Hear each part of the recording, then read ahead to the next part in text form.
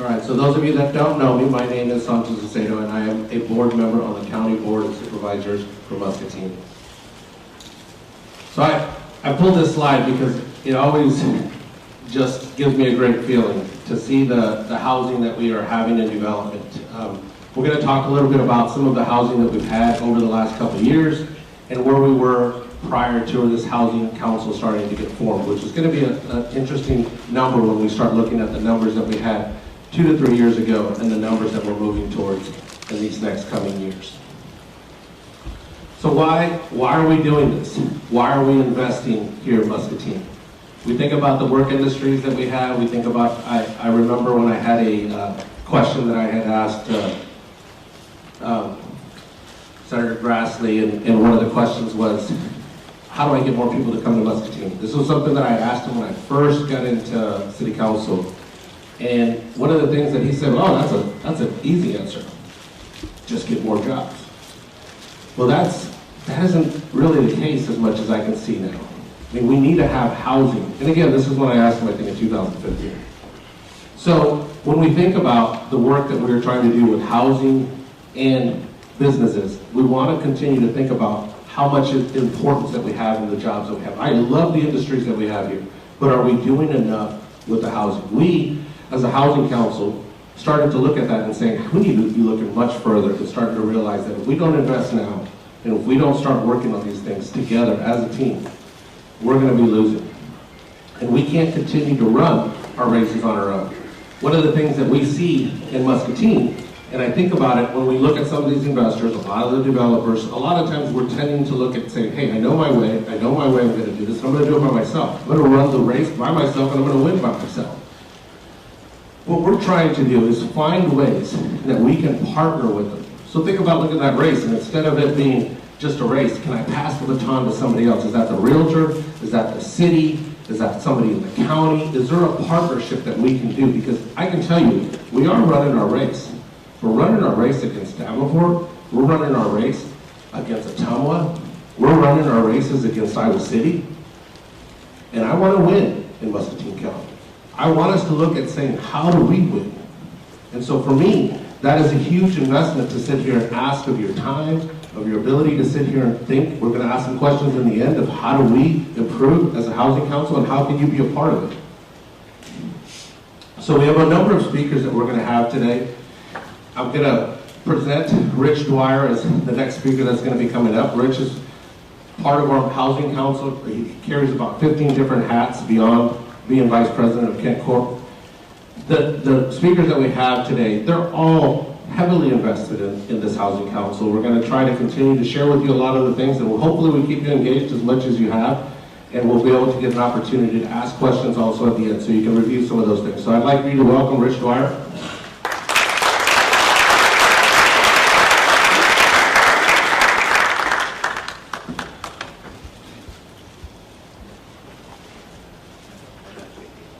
Thank you, Santos. Is that working? You've got Is that better? There we go. Thank you very much, Santos. And just to make sure that everybody here, but if you have not gone out to vote yet, you've got till 8 o'clock tonight, and there's a fella that's getting a lot done in this community, Santos. So just putting a little plug out there for us, Santos. I really appreciate the work you've done. Santos has done a lot of work in the last few years as far as this community and the county. And all that work is starting to pay off, and you're going to see some of that today. You're going to get a feel of what's actually going on as far as the Muscatine. There's a lot of positive items going on. And just to touch base here about the council itself. A lot of you have been asked to be participants in a number of meetings that we've had in the past. And we look at all of us in this room as council members on how we can help. I've got just a few of the logos up here of the community and some of the people that are in this room that helps drive what we're accomplishing in Muscatine. And you're going to see it's a tremendous amount of work, a lot of work that's been done already, but more so a lot more work to go forward with. So we have a lot of efforts happening, but they're all good efforts. And as Santos mentioned, housing is probably one of the top issues. And when we start looking at some of these things going on, why? You see what our mission is. And our mission is basically, accelerate solutions. More so for workforce housing. And I specifically put workforce housing. There's too many times that we focus on lower income, affordable. Think about it. It's all workforce housing. Because those people are out there finding jobs too and need to be employed. We need all levels of housing through this community. And it's starting to happen. It's starting to make a difference for this community as well. And why? It's that last bottom with the picture. It's become a vibrant community. We can be that vibrant community. I put the picture purposely here of the amphitheater ideas. A lot of you have seen that we got for the riverfront right outside here. What a great way to make a vibrant community. But if we don't have a place in town for people to live, to come down, enjoy, it really defeats our purpose. We need all these things to make this a vibrant community, and housing is basically a foundation for that. You've seen these goals. Nothing surprising here. They're the goals that we've had since we started council over a year ago. And the first one up there is pretty impressive. Housing, increased housing by 300 units. That seems pretty lofty, doesn't it? That's a lot of housing. But I'll be the first one to admit that you look at on the brochure that's sitting in your table that you picked up. Look at the first couple pages there. There's some things going on already. We have a housing project on the south end of town at Grandview, 51 units for senior housing. We have one in Colorado, 51 units, Colorado. Chris Ailes is in the room too. We have his project over by Steamboat Landing, 47 some units, I believe, Chris. Right there's 100. Right there, we're almost halfway there of our 300, all within 1 year since we put these schools together. So a lot of activity has been going on.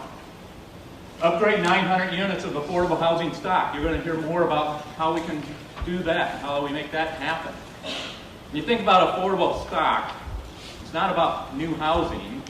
It's about that affordable stock that you can have that's in the marketplace already today. Where's that going to come from? Well, we got 102 spots for the seniors.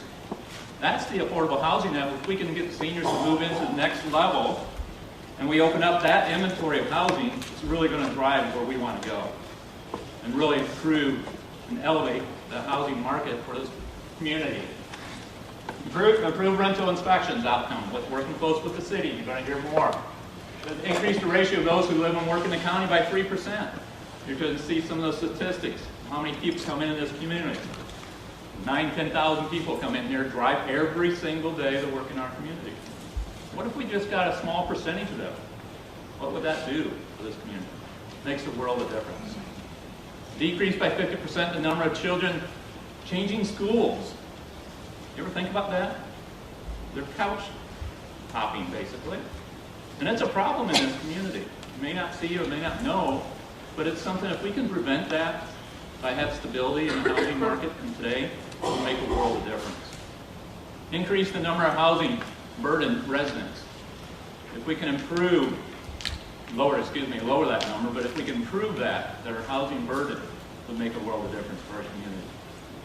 So they're very attainable goals. Maybe we can make them a little bit further out and reach further. I'm sure we will.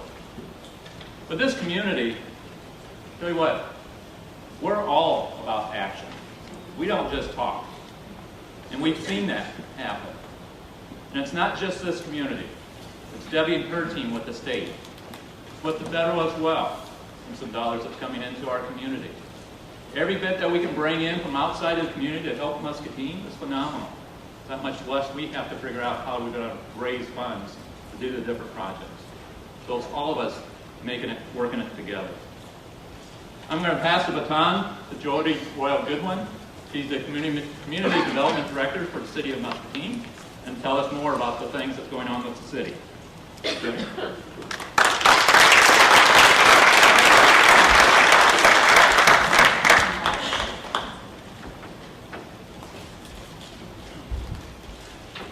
Good morning. Can you hear me? Yes. Okay. So welcome to all of you, especially the mayors, the council members, and administrators from the various communities in Muscatine County, as well as the County Board of Supervisors for being here. If you were here last year, welcome back. If you're new, thanks, and I'll provide some basic information that the others will find boring because it'll be a repeat. But, and I'd especially like to say thank you to Debbie and Mike for taking the time to come back to our community. We really appreciate that. And to Santos for making all of this happen. I don't know if you've noticed, but there really is a lot going on throughout Muscatine County and in the city of Muscatine itself. But I have a disclaimer, the agenda kind of lies. I'm not just going to talk about the activity that's going on in Muscatine.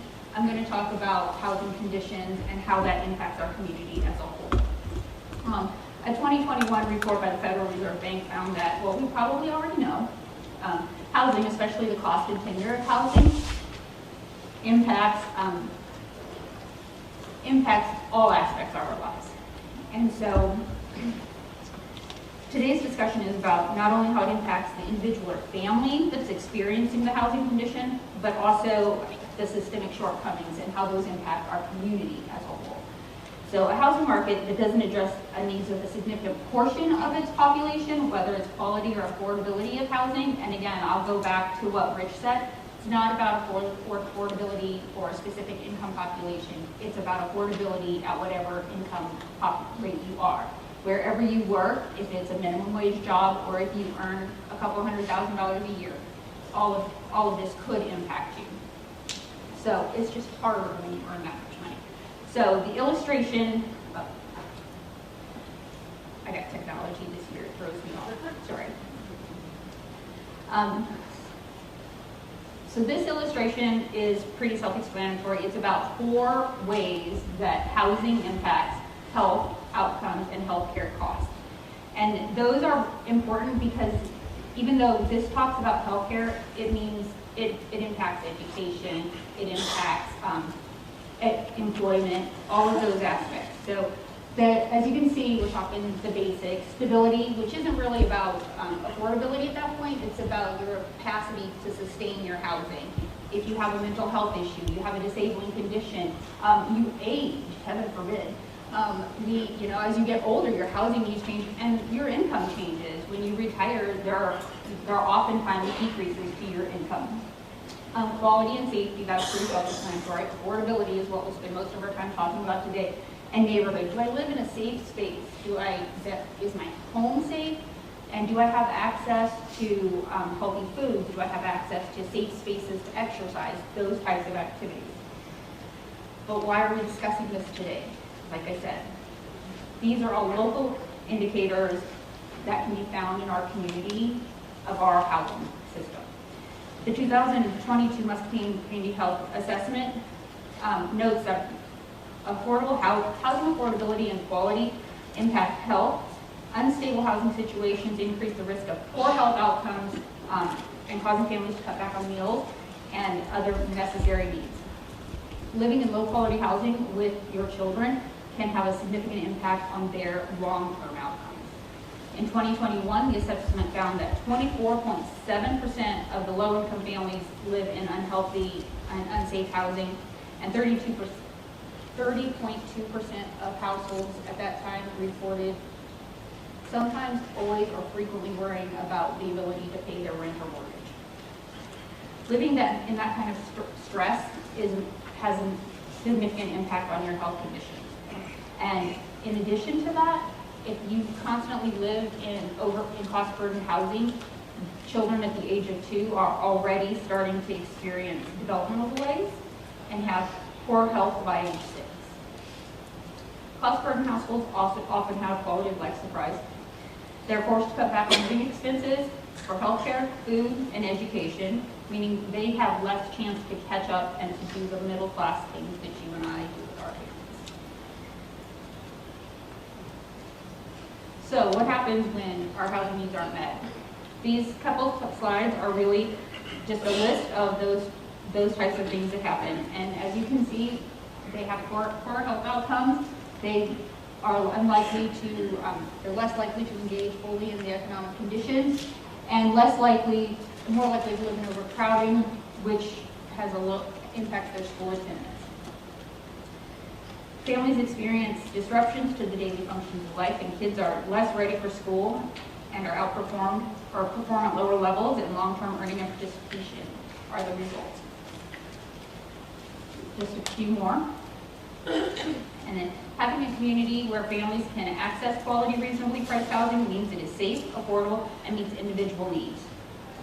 Supports well-being, protects health and productivity and engagement in social and economic conditions.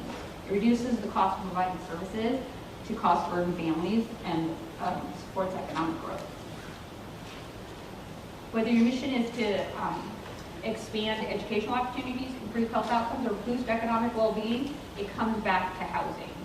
Those aren't my words, those are the words of Maya Brennan and Veronica Guyton in their 2019 report. If we provide a housing system that addresses the needs of all residents, here's a short list of how that benefits. Families that move into affordable housing can experience an increase of disposable income up to 77%. Younger siblings who live in subsidized housing, meaning that it's affordable, those families are paying 30% of their income towards rent and utilities. They have better income at the age of, once they hit the mid-20s, than their older siblings that had less time in that same subsidized housing. One study found that increasing the supply and access to quality and affordable housing decreased emergency room usage by 18%, increased the use of primary care by 20%, and as a result, decreased the expenditures of Medicaid by 12%. And these impacts were present across all populations. We typically think when we're talking about the use of emergency rooms, we're talking about homeless people or people who are living at risk of homelessness. We're talking about anybody who was just cost burdened. That also affordable and quality housing, or a healthy housing market as a whole, allows seniors to stay in their homes longer, to maintain their independence and keep communities functioning at a lower cost. The housing conditions do not just affect students and their families, they affect the school district as a whole. Muscatine County Community School District's recent enrollment analysis notes that the lack of development has actually inhibited the ability of the school to maintain enrollment, as well as, by inference, I would say, attract teachers. The lack of affordable, reasonably priced housing does impact teachers' choice to live near their school, near schools, as well as other employees in choosing a job. So now we'll talk about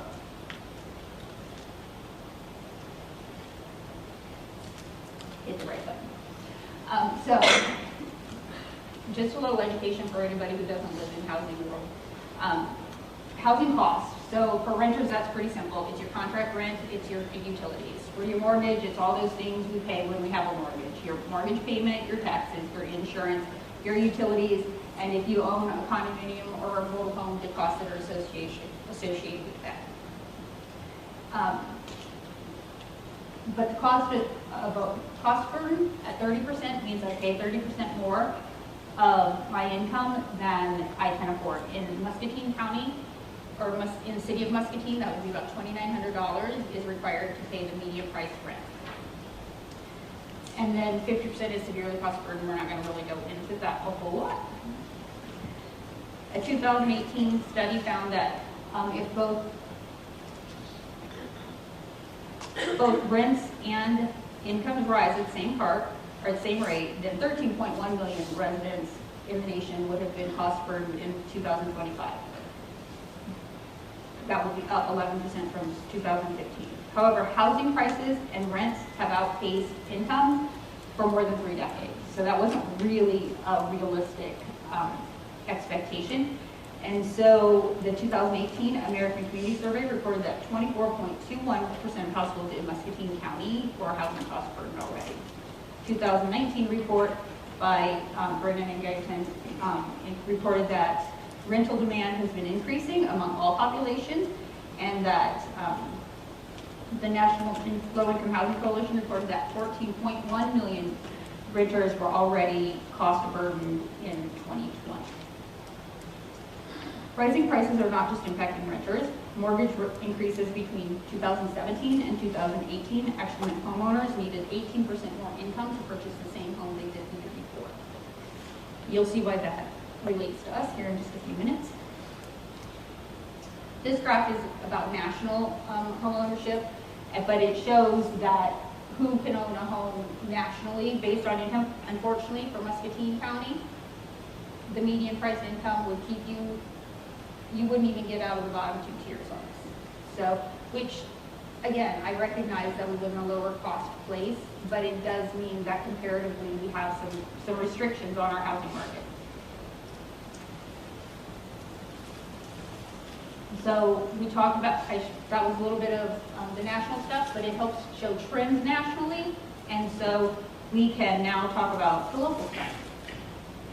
By jurisdiction, these are some of the housing statistics that are important to determining the health of your housing market, and some that are less obvious. So if we look at the Wilton column, you can see that they have a much higher homeownership rate, and which contributes to their much lower moving rate.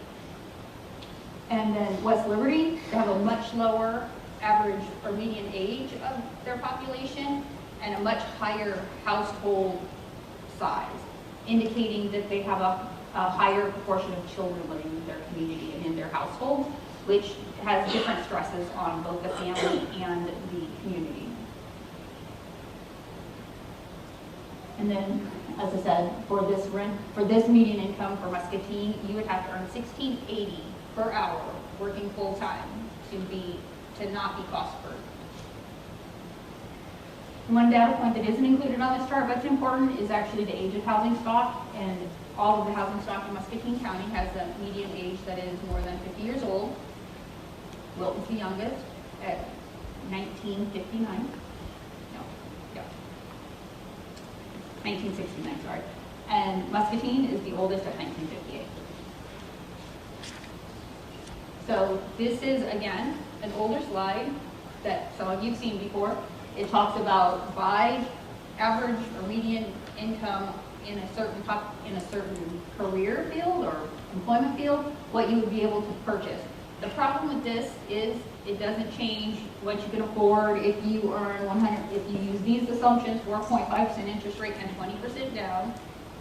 Welcome to Dream World. And then if you're not moving. And then the median cost of a home. So the median cost of the salary needed to purchase a median cost of a home on this chart is the lowest bar. With today's current market rate conditions for home sales, you would be just below that purple bar to afford a house in Muscatine County right now. And so if I take a city of Muscatine resident, this is an example of what they could afford to purchase. And these are the assumptions. So I assume they have the median household income of $53,000. They can put down the minimum 3.5% that FHA requires for down payment. Down payment. So their monthly income is $4,480. They have the minimum down payment required by FHA. Their property taxes are about $3,300, and they have property tax insurance. Slightly increased interest rate, might be a little low still, and they have a little bit of debt. There are very few families, I think, don't have some debt. They could purchase a home of $156,000, and which would equate to a maximum payment of $812. So they would be paying less than the median rent, but they got to find a house. This is an actual example of a home in the community that was for sale yesterday. I don't know if it's for sale today, but it is. So it would be within their price range. So just a little more data on the local housing market. As you can see, this graph on the left is the days on the market for a home. It's just below 70 days. After talking with Lisa yesterday, thank you, she explained a little bit about the purchase price or the purchase process. I haven't been through it in a while. The minimum amount of time it can take in Iowa is about 4 weeks if it's a non-cash purchase to get through all the processes. That means that houses are on the market for very long before they're sold, which contributes to the graph on the right, which shows that the median list price of a house is just over $40,000. No, just over $160,000. I had this in the sorry. But they're selling at $180,000. They're selling for about $20,000 more than the value. So, and as of yesterday, there were 57 homes on the market. That's a plus, because that's double what it was last year. But they, there's still a lot of demand. There's not a lot, it's a supply side failure. There were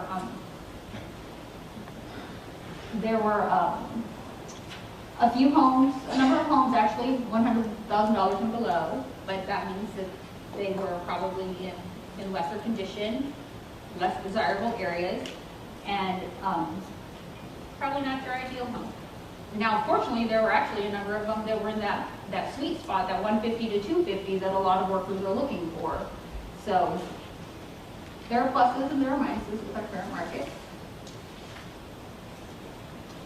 So as we know, supply side considerations. Housing prices haven't gone down. There's still a cost imbalance. We talked about that last year. It costs more to build a house than people can afford to buy a house for.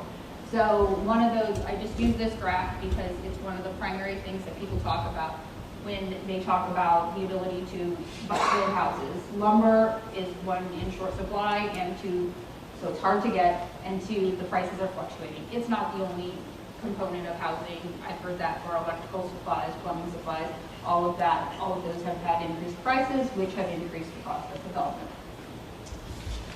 In addition, I read an interesting stat about how the innovation of the housing market, and I get this, it's a largely labor-driven process, is about the same as 1945 when Levittown was built. So the last significant innovation in housing construction was Levittown, building suburbs. The other three innovations that have come up since then, better plywood, or better drywall, more durable roofing, and the nail gun. That is probably it.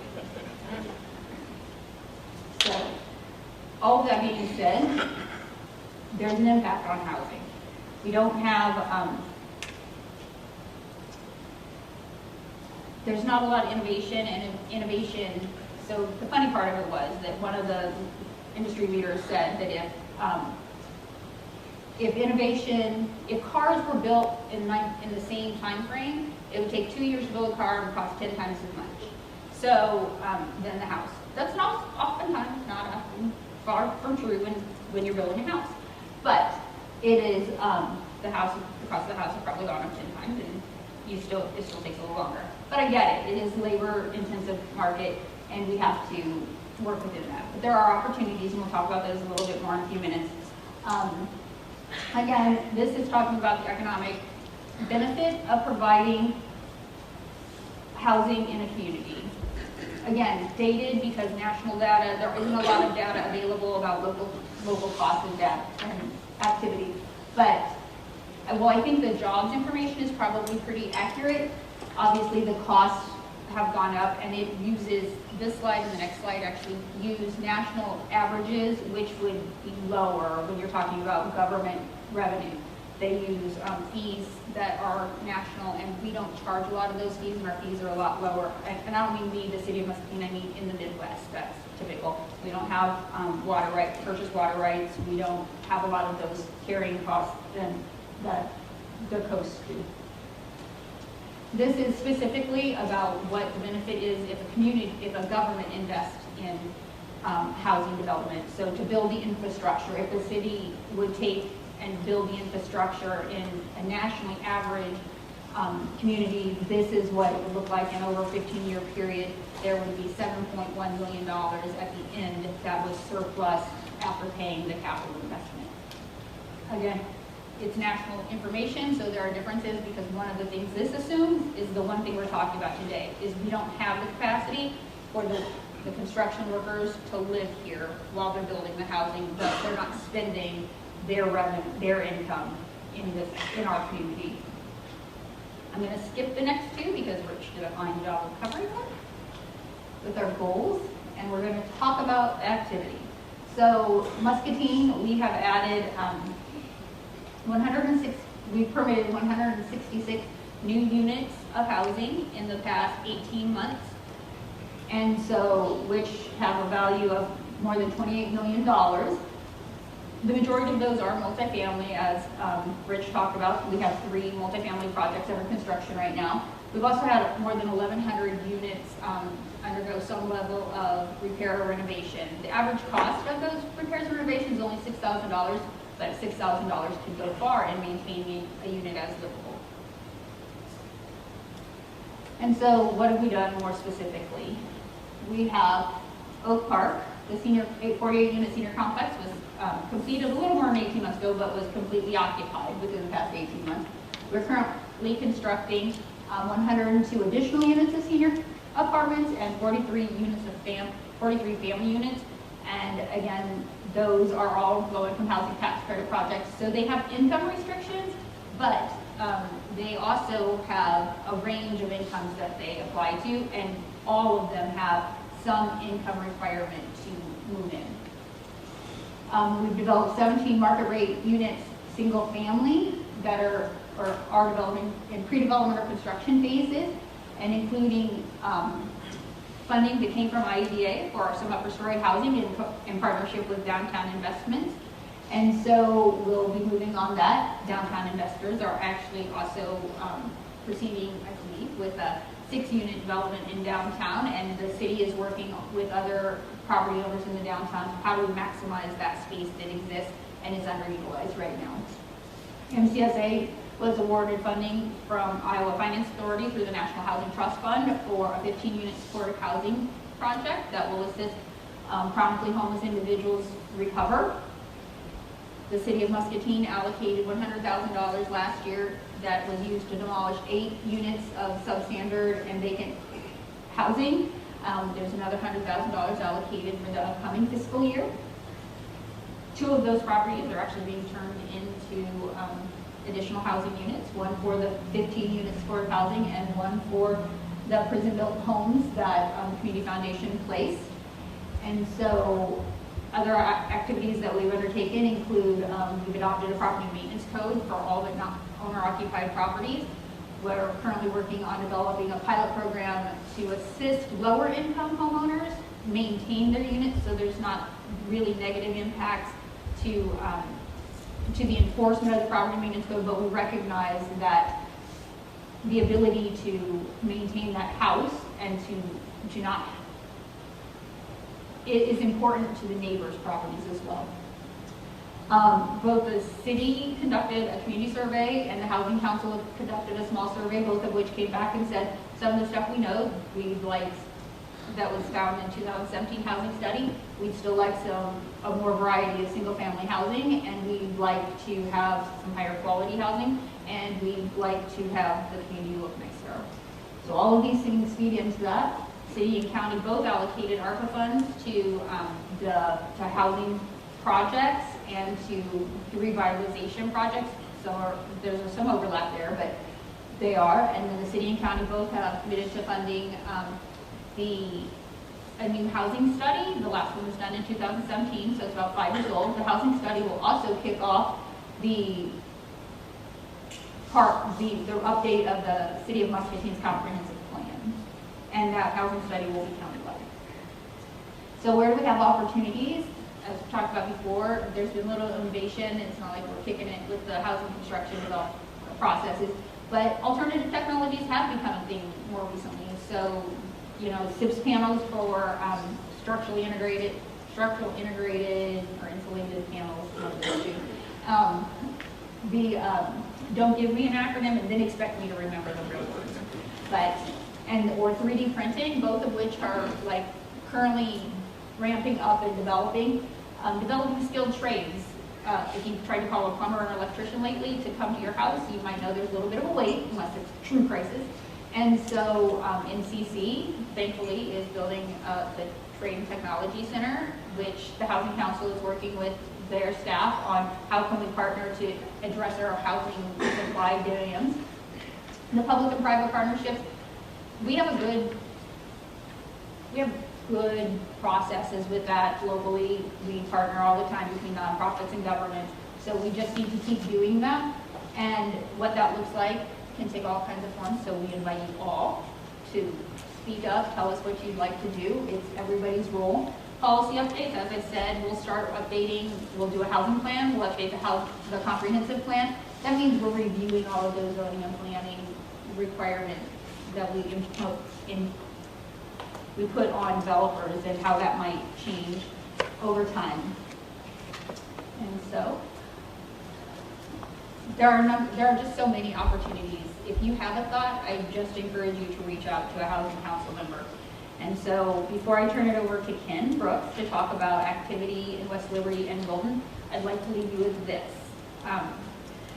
Housing is the epicenter of all opportunities and outcomes. It is the first rung on the ladder to economic opportunity, and a person's access to opportunity is linked with that of their community. It's up to all of us to take the necessary steps to create housing markets that provide opportunities for each of our current and future neighbors. And it's up to you now. Thank you.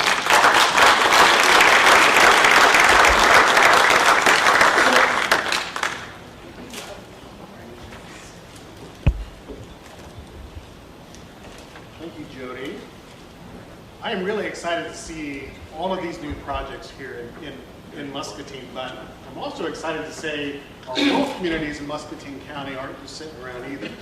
So while in my capacity at We Lead, I have the honor of serving West Liberty, Atalissa, and Nichols, I'd like to start off this afternoon by talking a little bit about Wilton, Iowa, who again has been really busy on the housing front. Ken, turn your mic off. No, it's on the side. There you go. Is this better? There you go. Thanks. Nobody's ever told me I haven't been loud enough. This is a first. Thank you. One of the really exciting projects that Wilton has been working on over the last year or so is a public partnership with Rural Housing 360.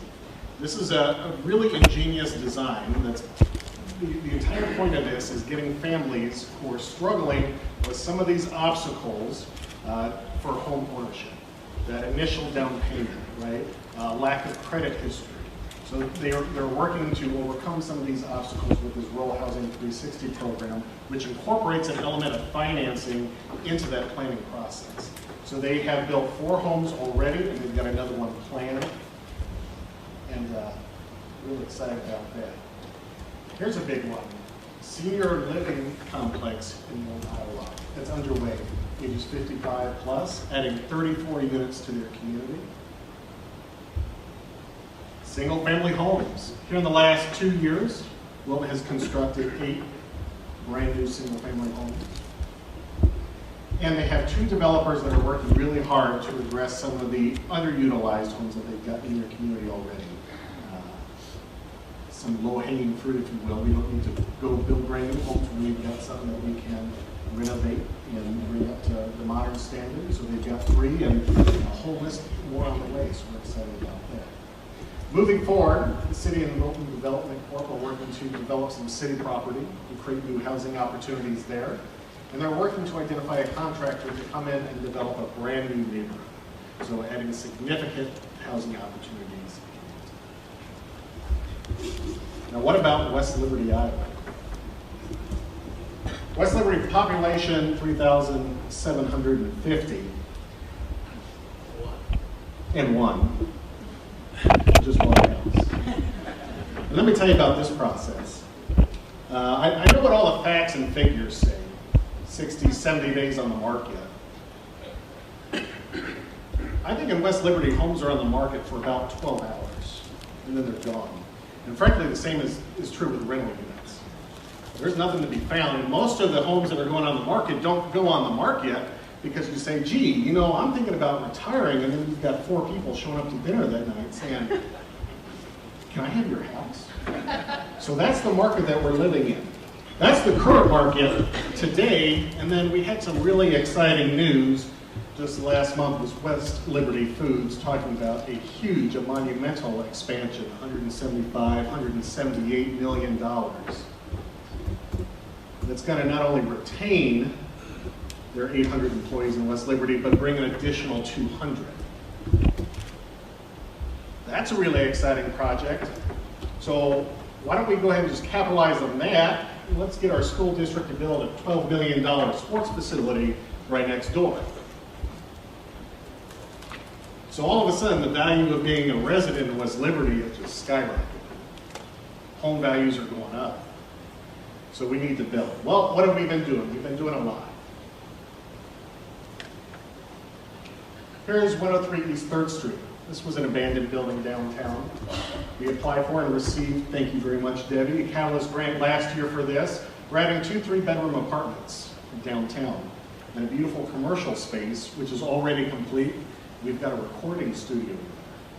We stole them from Iowa City. 1011 North Columbus Street. This property just got demoed. We call this the old tire shop project because there was a tire shop there for about 100 years. It was falling down to the point that somebody was going to get hurt. We had a developer step in. We applied through the Nuisance and Abandoned Property Remediation Fund, again from IDA last year, and that was approved. So we got a $200,000 zero-interest loan for 5 years to kickstart that project, and we're getting ready to break ground here shortly on that. We're going to be adding 5 3-bedroom apartments in this project and a wonderful commercial space for the ground floor too. This is right across the street from my house. I'm excited. 317 North Spencer. This is one of our new projects. We received a 2022 downtown housing grant for this. We're going to create some apartments and again, more commercial space in our vibrant downtown. This is a brand new one you're not going to find in your books in front of you. 205 East Maxon Avenue. We've got a little storage facility right in the heart of downtown West Liberty, right off of Columbus Street. And the property owners there have been renting out the storage area, but the people that they've rented to for the last few years haven't needed the adjacent office building to the warehouse. And they thought, well, instead of just leaving it here collecting dust, let's build an apartment out of it. And so that's what they've done here. And they're not sparing any expense. These quality things. This is the kitchen here I took a picture of just yesterday. And I'd like to share this story briefly. The guy's showing me around and really excited about it. I'm snapping pictures and he says, whoa, you know, you can do what you want with those pictures, but my wife hasn't gotten here and cleaned up all this construction dust, and she's going to kick your butt if you put it up on Facebook before it's clean. I said, don't worry, I'm not going to put it up on Facebook. I'm just going to show it to 150 people at the state conference. So when you get this presentation, don't put it on Facebook. 115 East 3rd Street. We haven't heard back on this yet. We're hoping to soon, but this was our application for the Catalyst grant for this year. An exciting project. Again, an abandoned property that some of us in West Liberty call the Raccoon Hotel. Possum Hotel. Because this abandoned building, neighbors were hearing noises, and so a group of downtown business owners armed with flashlights and probably not pitchforks, but they go to investigate, and they discover this wonderful family of possums that are just wreaking havoc in this building. So the city stepped in, took that property, sold it to a local couple who had been developing it. They made the building safe, and now we're excited to add some apartments and special event venue and a commercial space. These are all great kind of onesie, twosie projects, but again, it's just a drop in the bucket. We've got 24 new units coming to an existing apartment complex. We're really excited about this. This is going to meet the need for some of our workforce housing in West Liberty. Getting ready to move dirt there. This is the big one we're excited about, Hvac subdivision, adding 45 homes. Again, right in the heart, right on the main stretch coming into town off the interstate. It's going to be a mix of single family, 0 lot, and a multiplex right in the middle. Again, addressing all of the housing needs that we have. I've got 3 additional property owners that are in the very early stages now of talking about how can we address this immediate need, especially with West Liberty Foods expansion. How can we provide housing for the 200, the 300, the 500 people that are looking for it in town? And so I'm excited just to say that we've got the ball rolling, and we're going to be looking at some major subdivisions in West Liberty here in the next few years, where the units can be measured in the hundreds, not just onesies and twosies. And that's all I've got. So it is my privilege now to introduce the man, the myth, the legend, Tony Lowenstein.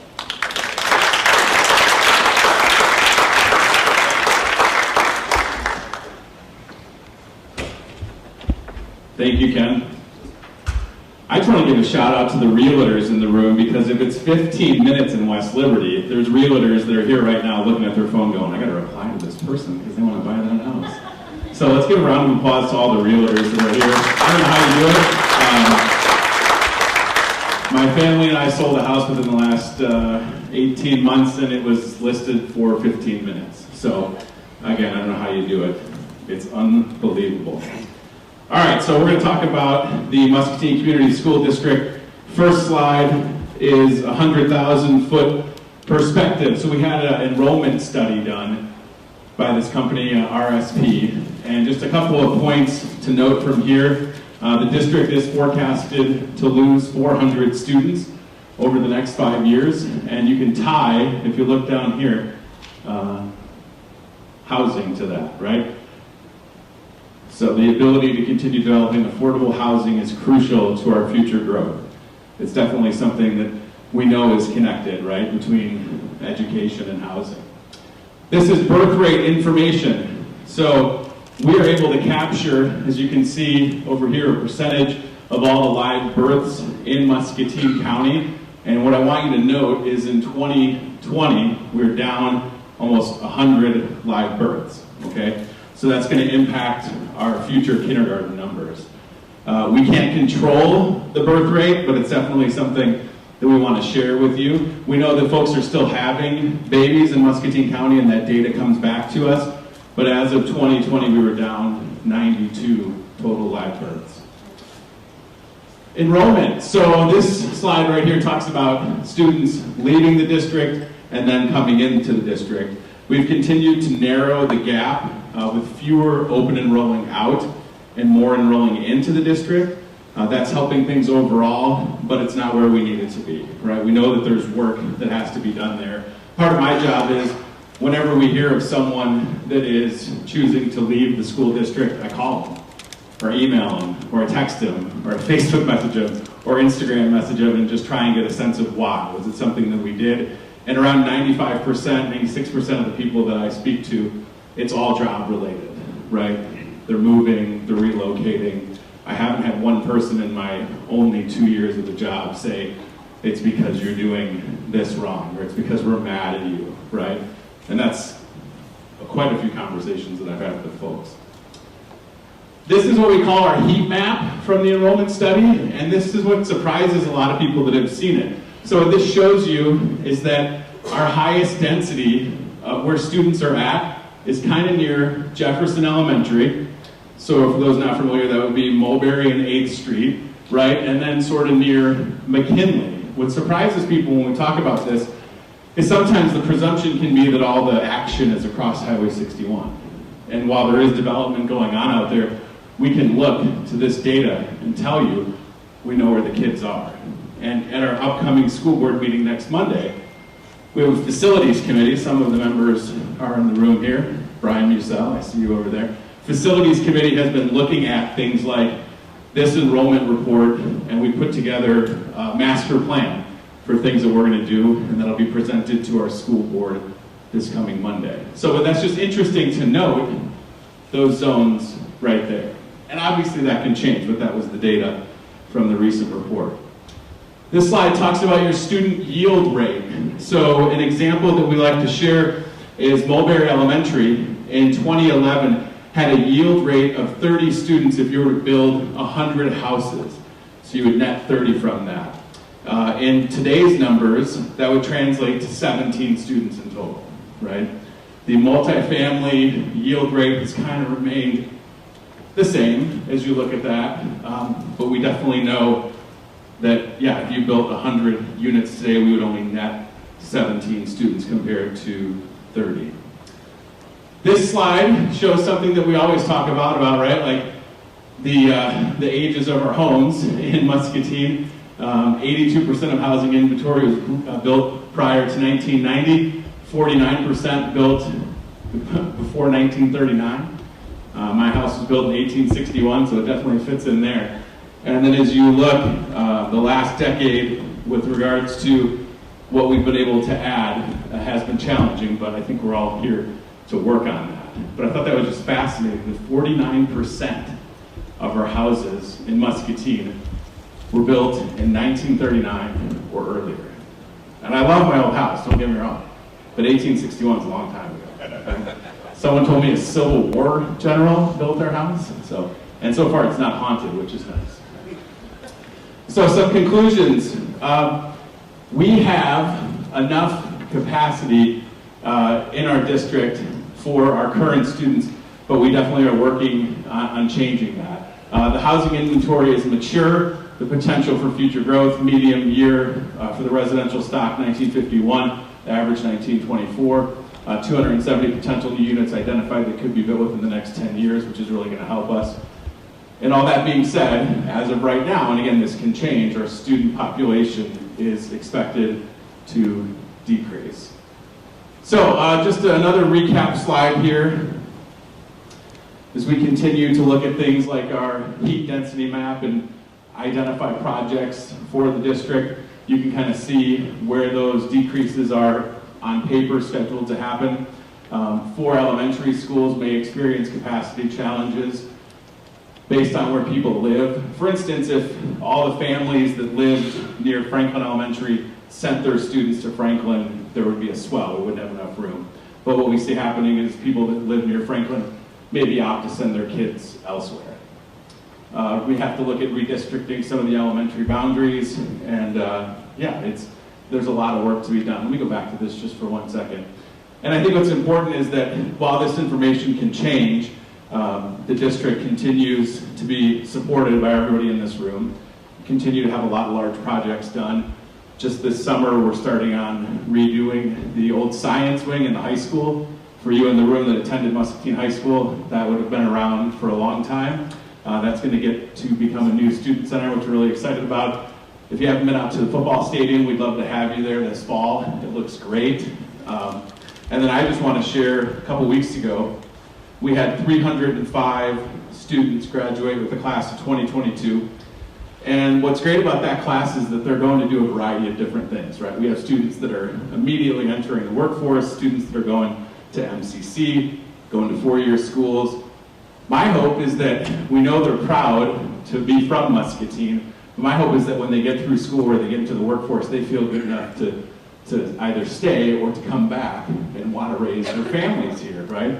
So that's something that we're all going to continue to work on. And I would be remiss if I didn't mention, as we talk about some of these opportunities, another thing the high school's done that's really great is our work-based learning. So we had students this year that were seniors that had maybe just a couple credits to take, but then were spending the rest of their day working for like Todd Hvac Construction.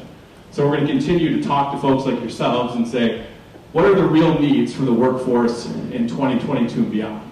And what's great is that most of you in the room have either been a part of that already, or you know how to get a hold of me and you can say, this is what we need. These are the type of students that we need. We had a great tour of Oak Laminate with the mayor and some folks a couple weeks ago, and they shared immediate needs that they have. So how can we continue to work together and have students that if they want to enter the workforce, they have experience as early as maybe their sophomore or junior year, so that when they graduate, they can help make a difference in our community. So, with all that being said, August will be 10 years for my family and I in Muscatine. My wife grew up here.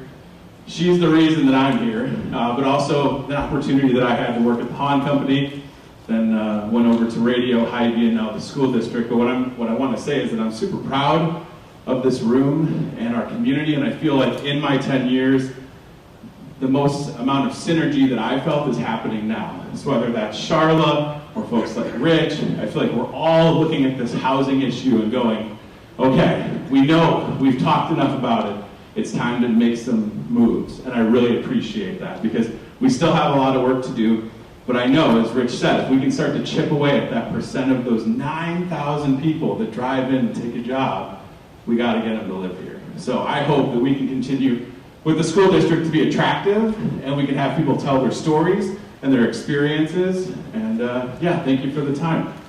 I'm going to introduce our next speaker. With Muscatine Community College, the Dean of Instruction, Jeremy Picker.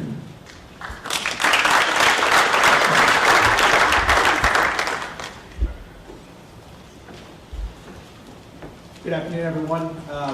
Thanks for letting me be here on behalf of Muscatine Community College and my colleagues.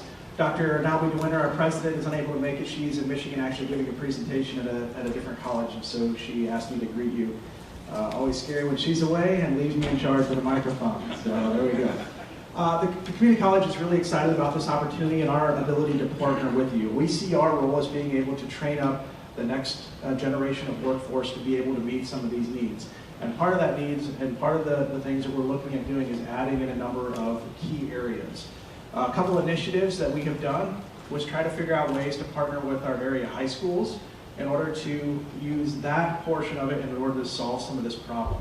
And so the strategy that I want to present to you today is not the only strategy that we're using, but it is one of the strategies we're using in order to help meet the needs of our current workforce.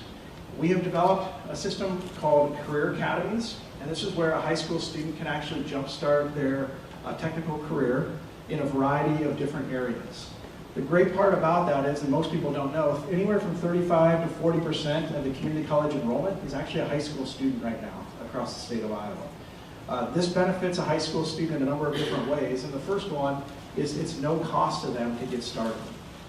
It's also a great benefit because some of our rural schools, or our smaller schools, Wilton, Durham, Columbus Junction, West Liberty is growing, but still a little bit smaller than Muscatine, and the Wise and Muscatine, a number of the career and technical programs have become so expensive that they are unable to even offer them in their schools. And so collectively and collaboratively, when the 6 area school districts come together and provide students to be able to offer these programs, they have the ability through the capacity of partnership to be able to sustain and to offer a number of different programs in a number of different areas. And so it doesn't mean that a non-high school student can't participate in a number of the programs that we're offering, but this is one of the strategies that we're using in order to grow our own and keep students here in Muscatine with our area school districts. So the Career Academies we have done have been in a number of different areas. I see John DeBee over here, who's one of our instructors in this program. I think your stats class had about 32 in it when I looked, and that was on the business side of the house. But you'll notice that you'll hear a lot of the things that they're talking about related to housing. They're talking about education. Some of it is we're looking to train up and to offer programs to bring in our next teaching force. Talk about the hospital renovations and the upgrades that they're doing. Part of the new building that we're building is a huge healthcare wing. We're offering now criminal justice in those areas. So you can see how this all ties into what it is that's going on in the community. And a big one that we're launching this year, and then there'll be more to come after that, is in the area of HVAC. So we're talking about buildings and trades. And so this is an opportunity for a high school student, or again, if you're not a high school student, you can still participate in the program, but I'm kind of tying it back into Tony and what he was talking about with Muscatine High School. You have the ability to, instead of taking early release or late start like a number of the high school students are doing these days, and going home and playing Fortnite or whatever they're going to end up doing, you can actually jumpstart your career at no cost to you and to get some high level and high skill education. And so we'll be opening and launching an HVAC Academy, and in the years to come we'll be looking at additional buildings and trades such as plumbing, electrical, construction, and a number of those as well.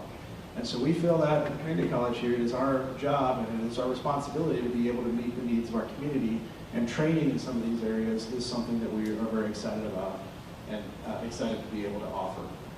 So here's a couple of reasons why we've gone in this direction. It saves time and tuition, like we talked about before.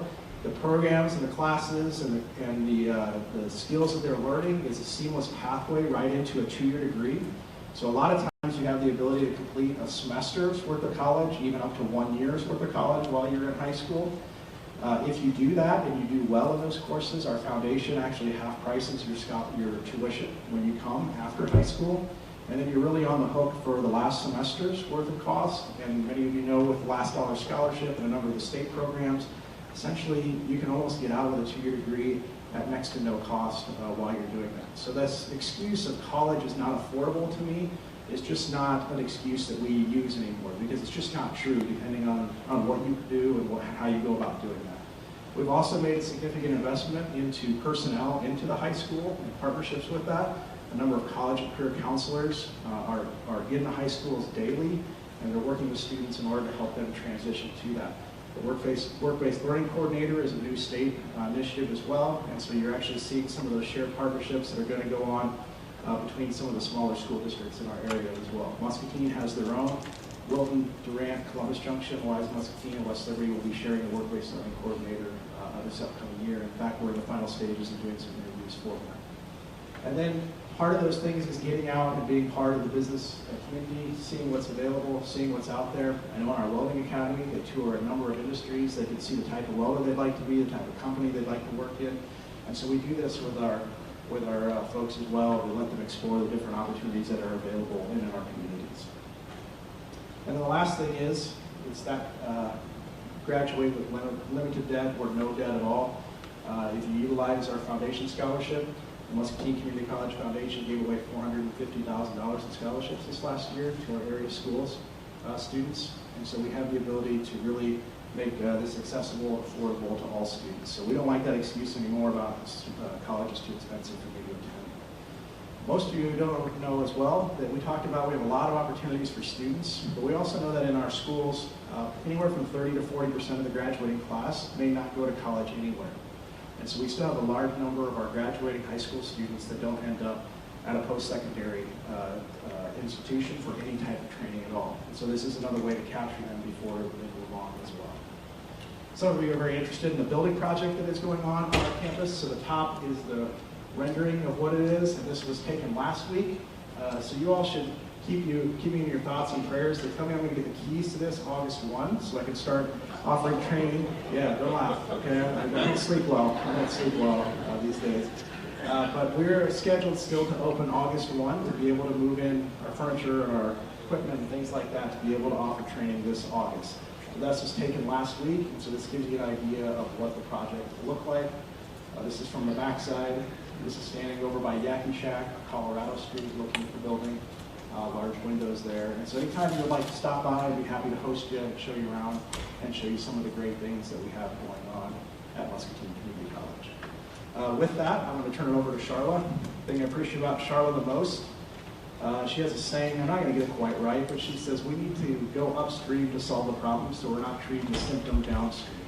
And that has stuck with me for a really long time, and I just love how you collaborate with a large number of people to try to get us to go look at the things that are upstream so we don't have to keep treating the symptoms that are downstream. And so I appreciate that you always consider the community college when you're trying to address those problems.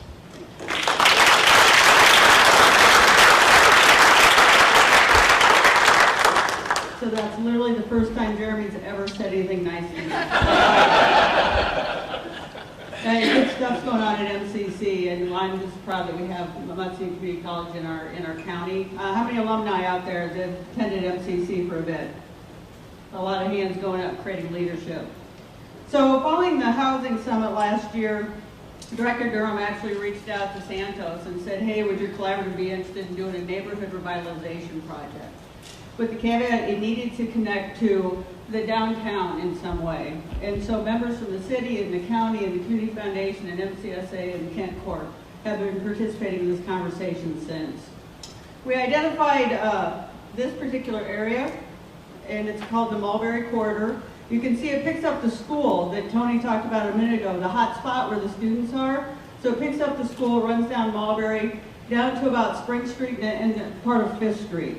And so that's the area we're working in.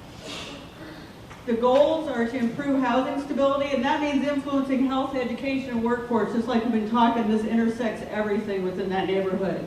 Enhance transition to the downtown corridor, expand the commercial development, and also expand and enhance the neighborhood identity and cohesion. Now what we know is this is a triple bottom line impact, right? We've got economic, social, and environmental all happening within this revitalization project. The pilot's supposed to be replicable and innovative, and then we're going to take it on into other areas of the state, and importantly for this group, into the county. So we're excited about the project. There's 4 basic, I'm going to call it buckets or different areas that we'll be touching. There's infrastructure, commercial, housing, and neighbors. And I'm going to really quickly touch on each of those.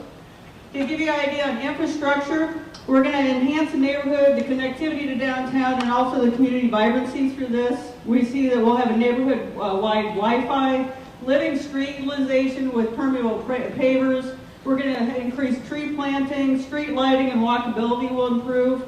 We'll have placemaking, which include pocket parks, storybook walks, wayfinding for adults and children, and much more. So those are some of the infrastructure pieces that we hope to incorporate. On the commercial side, we'll have several different pieces. We'll be enhancing some of the facades in some of the select buildings down there. We'll invigorate or reactivate some of the dormant buildings, hopefully. And then we're also going to look at doing some micro enterprise or small business development. And we recently brought the first satellite office from the Iowa Center for Economic Success to our community that will be helping with small business development in that area. We anticipate these improvements will increase the pedestrian traffic within the area, and we're excited about that as well. We'll move on to housing. The average build in the neighborhood we're looking at is 1900. So it's a little bit older. Tony's just up the street from this neighborhood, so it's his 1861. I think the more important number is this one. 79% of the 170 houses are rental houses. They're owned by a landlord. They're not homeowner, which is typically the reverse in most neighborhoods. You're typically going to see about 80% would be homeowner. A few of the homes for reference. This is a landlord-owned property. And what I love about it is the pride of the owner with the flags and the flowers out front. This is an owner-occupied. This one's currently posted for unsafe. It's not inhabitable. And this one we all know well. We drive by it every time we go down Mulberry, right? It's owned by an out-of-town owner. They're currently working with MCSA to transfer it to them so they can either rehab or rebuild. So we're excited about that. But not including that property, MCSA has been busy. They've secured a total of 10 different lots within this neighborhood, and they have site readiness and have started rehab construction on 6 of those already. Their primary neighborhood, because there's several projects running alongside within this, their project is primarily between Cypress and Mulberry that they're spending their time. We're going to be looking at facade improvements. Now these aren't from that neighborhood, but I just think it kind of shows that you put a little paint and a little, just mow the grass and get the landscaping done. It certainly can help. So as we look at facade improvement opportunities within that neighborhood, we'll touch on as many as we have the opportunity in the funding that we have the opportunity to do so. Development thus far, we've touched a little bit about this. This property was uninhabitable. The city donated to the Community Foundation. They also gave some dollars so that we could demo it. We brought a Homes for Iowa project. It was built by prisoners at the Newton Penitentiary that are learning trade training. And so that came to our community. We appreciate Mark Loughran's work on that project as well. The city of Muscatine, as we talked, has donated this lot to Habitat for Humanity. I believe, Don, they've already started digging, and so we should have something there. Yet this year, I understand Kent Corp's already made a commitment to some volunteer hours, but they want some other folks to work alongside them. Rich doesn't want to work that hard, right, Rich? So hopefully you can commit to that.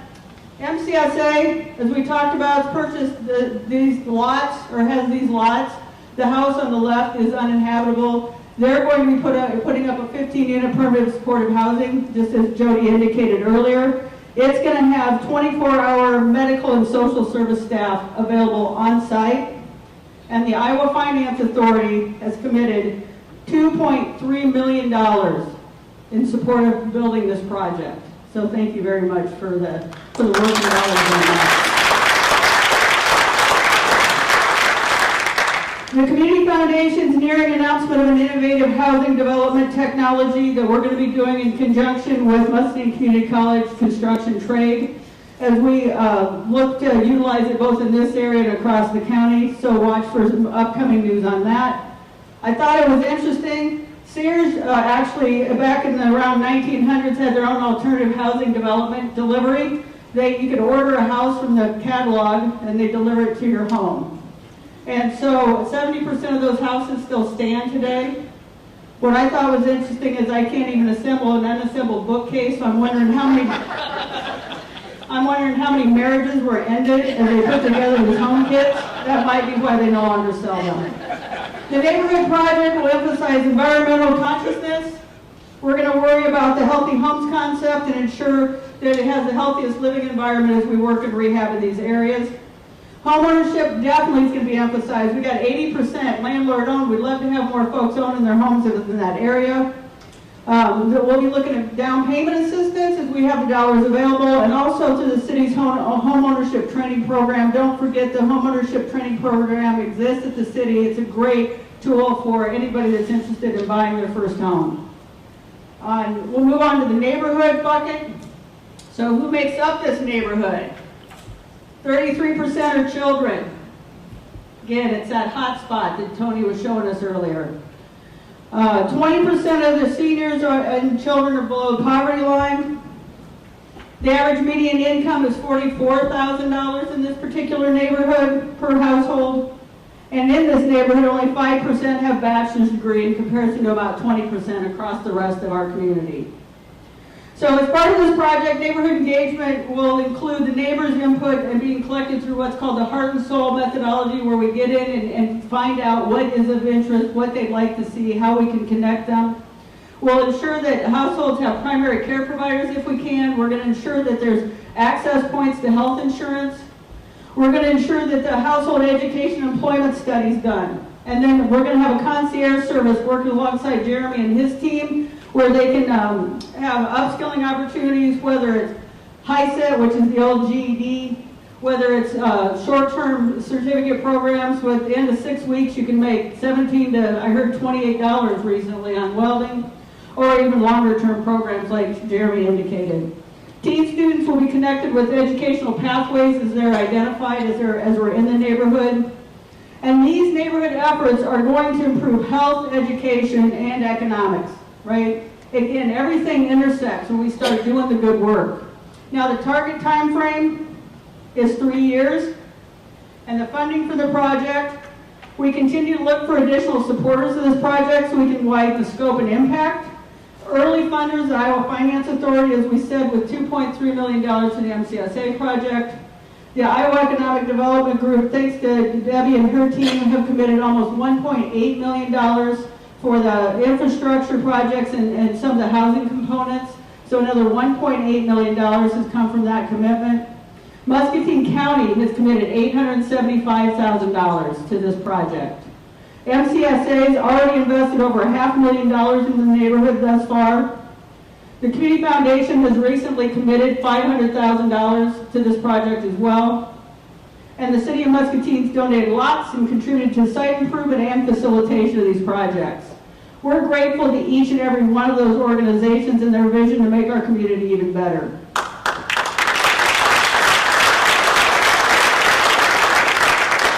Throughout this multi-million-dollar project, each dollar we know that's being spent will have an economic multiplier effect throughout our community and our county. Now, we will begin communicating more about the project a little bit later this summer as things and some of the details take shape, so watch for more information coming out. For those in the audience, we hope you can get involved. We either hope you can pick up your hammer or pick up your pen, and we hope you bring your team along. I thank you, and Debbie and Michael, for bringing the leadership and making this impact within our community. Now we're going to take a short 10-minute break. Now, I want to tell you a couple of things. There's still drinks out here. The bathrooms, for anybody that hasn't found them, are out here. And there's some more on down the hall for the ladies if you want to look for them as they get backed up. But more importantly, when you come back, you're going to get the main event. You're going to get to hear from the folks from the Iowa Economic Development Group. So thank you very much. It looks like we'll be returning by 1:10. Thank you.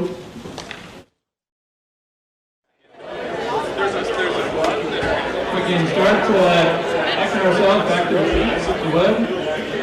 Start here in a bit.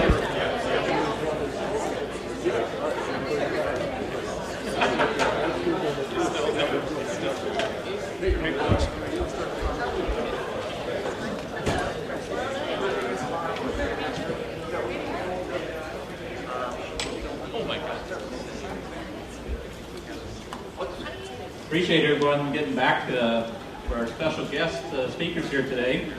Before we get into our guest speakers, I'd just like to follow up a little bit of what Charlotte mentioned about Kent Corp and the help for the Habitat for Humanity house.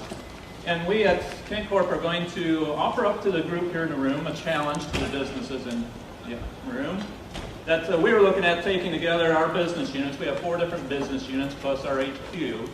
And we're looking at putting a team together for each one of those businesses to help a day on the house for Habitat for Humanity that's being done in the neighborhood that Charlotte talked about.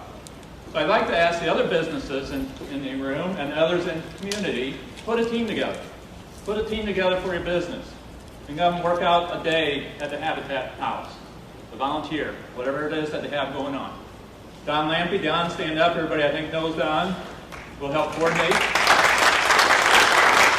He's got the team that's got schedule and everything out, what's going to be done. If you have certain trade sets that you'd rather have do, we can work with them and get that put together. But I think it'd be a great way to get that house done quick so they can go on to another house and a couple more down the road in 2-3 years and do it on a regular basis. So I throw that out and hopefully we'll get that put together. So our special guest, first going to have Michael Gould come up here and speak to us. Mike is no stranger to Muscatine. A lot of you probably know Mike. He has been in the past the executive director of the Chamber of Commerce from 1995 to 2001, I believe it was, here in Muscatine. So he knows a lot about Muscatine and the history of Muscatine. Mike is the manager of business development and insurance development, Iowa Economic Development Authority. He actively recruits and manages a wide array of multi-million-dollar economic development projects that grow Iowa's economy. Let's give a warm welcome. Michael Gould.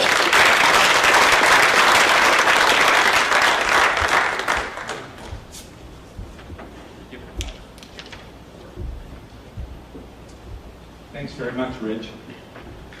You know, it's funny, I really get the pleasure to travel extensively with Debbie Durham, and so I really have a great opportunity to really get to know her well and how she thinks and how she does things and all that. So, but it's really funny, whenever we come to Muscatine, Charlotte says, hey, look, I want you to come and talk to this group. I said, I'm with Debbie. You know, whenever I'm with Debbie, she's the one that's talking. She said, no. I want to make sure you talk a little bit about your experience in Muscatine and all that. And so, so I said, okay, I will. But I'm always feeling uncomfortable getting in front of Debbie because she always does such an amazing job. But I really did have a wonderful experience in Muscatine here, and they taught me a lot about what I learned further down the road in doing economic development for the state of Iowa. And as Rich had mentioned, I do business development for the state. I do business expansions in eastern Iowa, 22 counties in eastern Iowa. So I get to this area pretty regularly and see people. And my initial experience when I came to Muscatine the first time was they hired me, and it was a great opportunity. And about maybe 3 or 4 months before I arrived, some out-of-town expert came and worked with the chamber, and they said, you know, we need to help put together some priorities for this new guy who's coming. So I showed up, and there were 77 priorities that I had to work on. 77. I said, okay, let's see if we can pare that down just a little bit. So what we did is we brought many of them together, and we came up with basically 6 core ideas of what needed to be done in economic development to be successful here. And I think we were successful, but we really did that by keeping it simple. And that's really my message for you today in bringing on a new economic developer, a Chamber of Commerce person that's coming in the next probably 6 months or so, is to focus really on what economic development is and the 6 core elements of economic development as I see them. You know, the first one being business development. We look at buildings and sites. We look at business core buildings for commercial development, industrial sites, industrial buildings for industrial type of development. And the more of those you have in place in the area, the more we can grow businesses into your area. So it's really important to develop those and have those ready. So when we have clients that come calling on us, that you have available stock, if you will, to have us to provide people. It was real interesting. I talked to a gentleman with the Iowa Area Development Group just yesterday, and they have a bunch of spec buildings around the state of Iowa, and he said, we cannot keep our spec buildings on the market. Everybody is, it's getting so expensive to build, everyone is looking for spec buildings. So where sometimes spec buildings used to stick around for a few years, they're really moving extensively now. So all that's very important part of business development. The second element is certainly that focused on housing. And as much as we weren't doing that as much when I was here, I did it personally where I took an old house that I paid $61,000 for up on West 3rd Street, and we revamped every room in the house. We redid the floors, we cut the plaster cracks in the walls and replastered them. We built a new deck on the back of the house. We painted the house.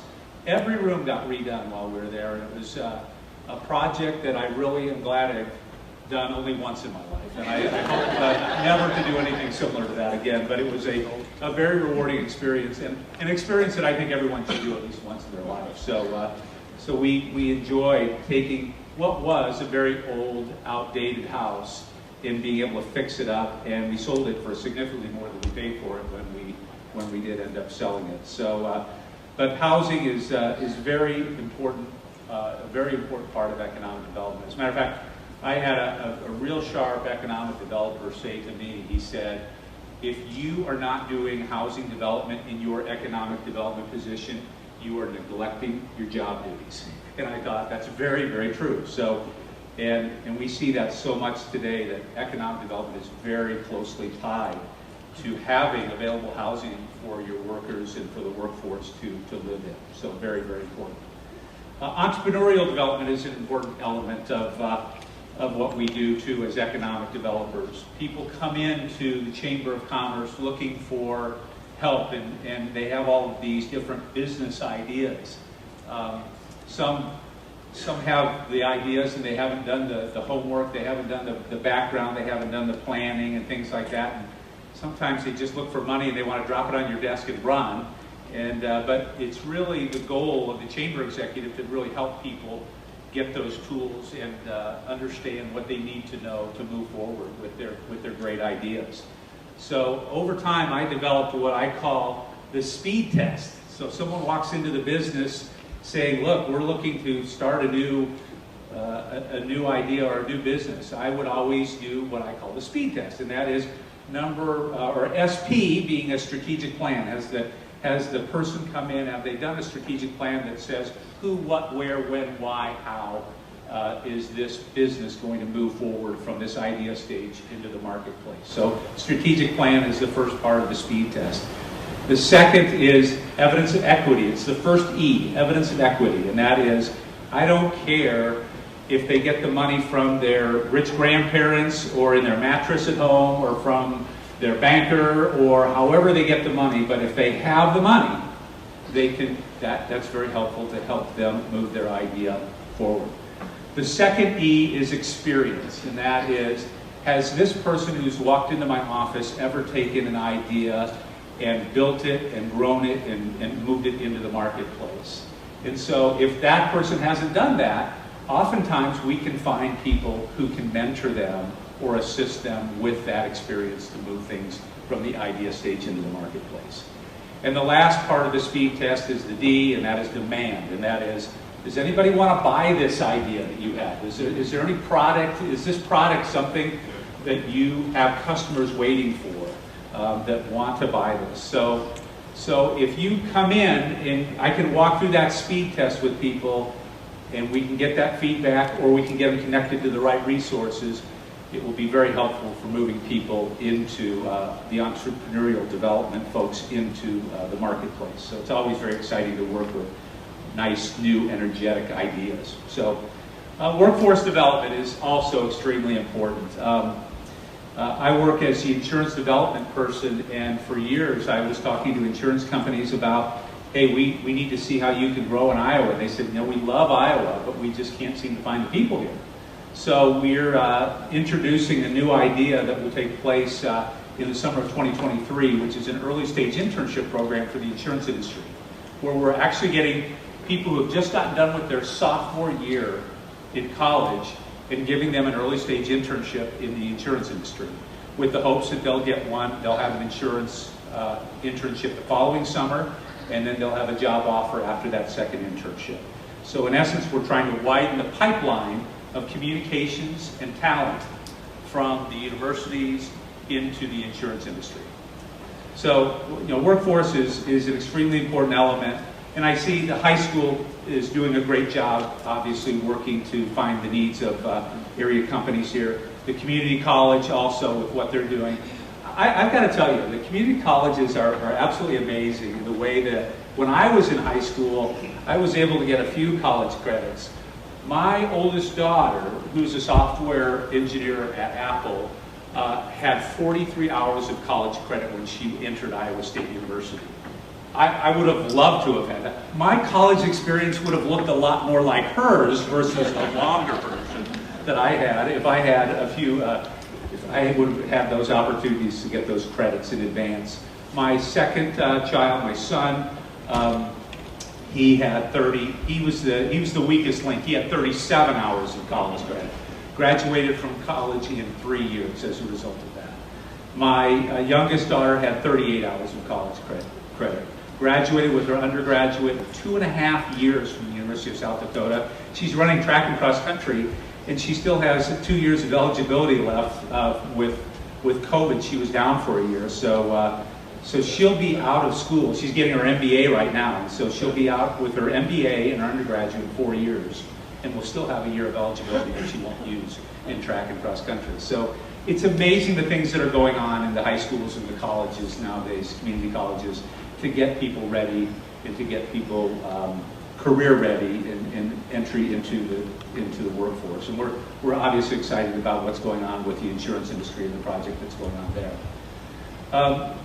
I think another important element of Chamber of Commerce work in economic development is really creating a sense of place.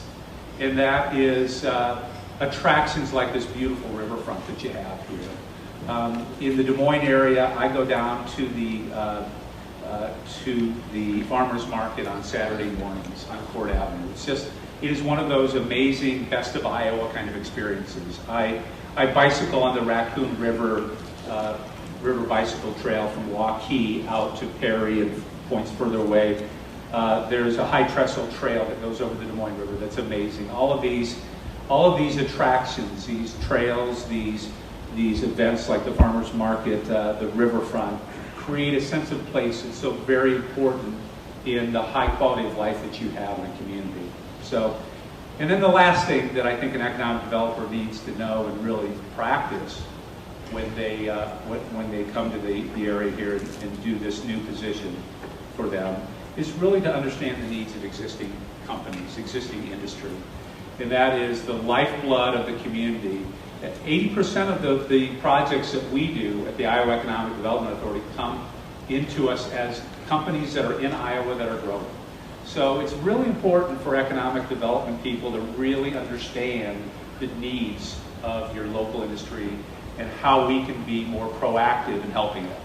And that's really what our role is here, is we want to come out to the communities here, understand what needs are, so we can really have programming that really meets the needs of these businesses and of these communities. So very exciting to be here today. I appreciate the opportunity to talk with you, and I really wish you well.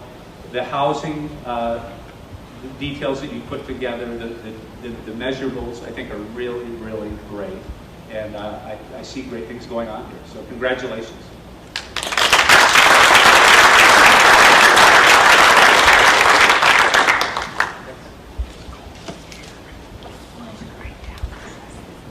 Thank you, Michael. Excellent job.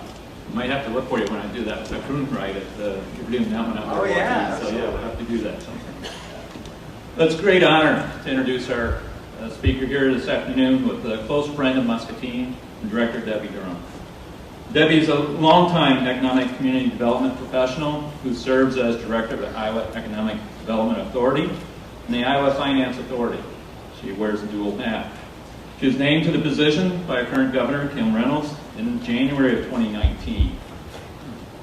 Debbie was first appointed to lead the IEDA in 2011, and during her 8-year tenure has turned the agency into a very successful public-private partnership. And that's what the big benefit is for all of us. She's lined up billion-dollar economic development projects throughout the state and worked tirelessly, and I believe that, honestly, it's tirelessly, I know how much time you put in, Debbie. And expanding trade and investment opportunities for the state. She prides herself in building coalitions, supporting new ventures, strengthening the state's industries and communities. Prior to joining IEDA, Director Durham served as president of the Siouxland Chamber of Commerce. Let's give her a warm Muscatine welcome.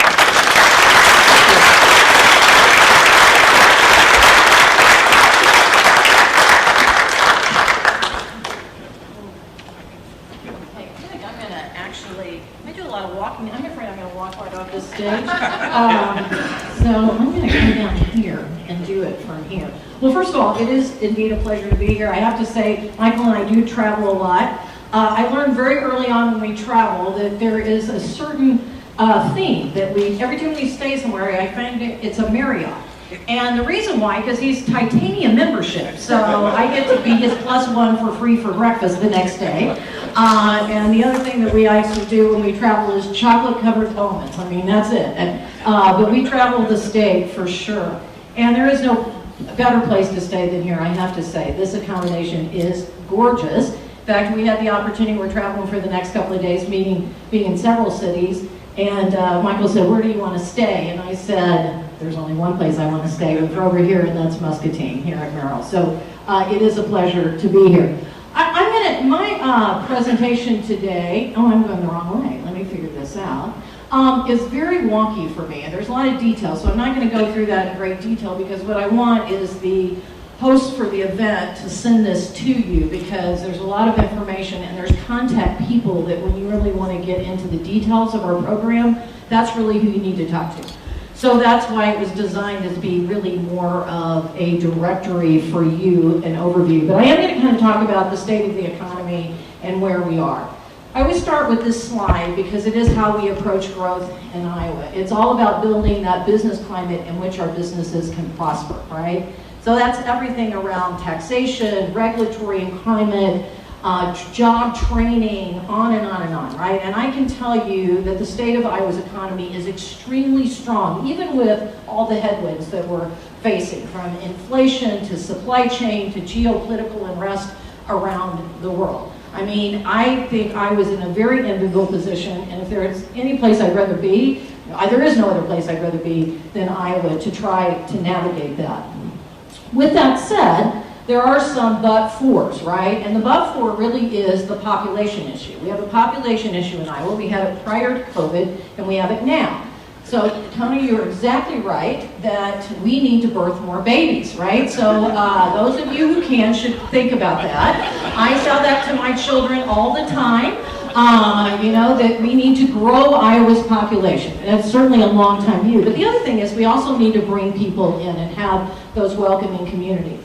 So what does that mean? It means that we have to build communities that people want to live in, right? Not just for our own residents, but as we attract people to this great place we call home in Iowa.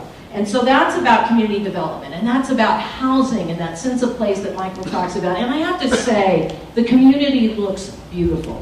Driving in today, really just, every time I come, it just seems like you take it up a step more.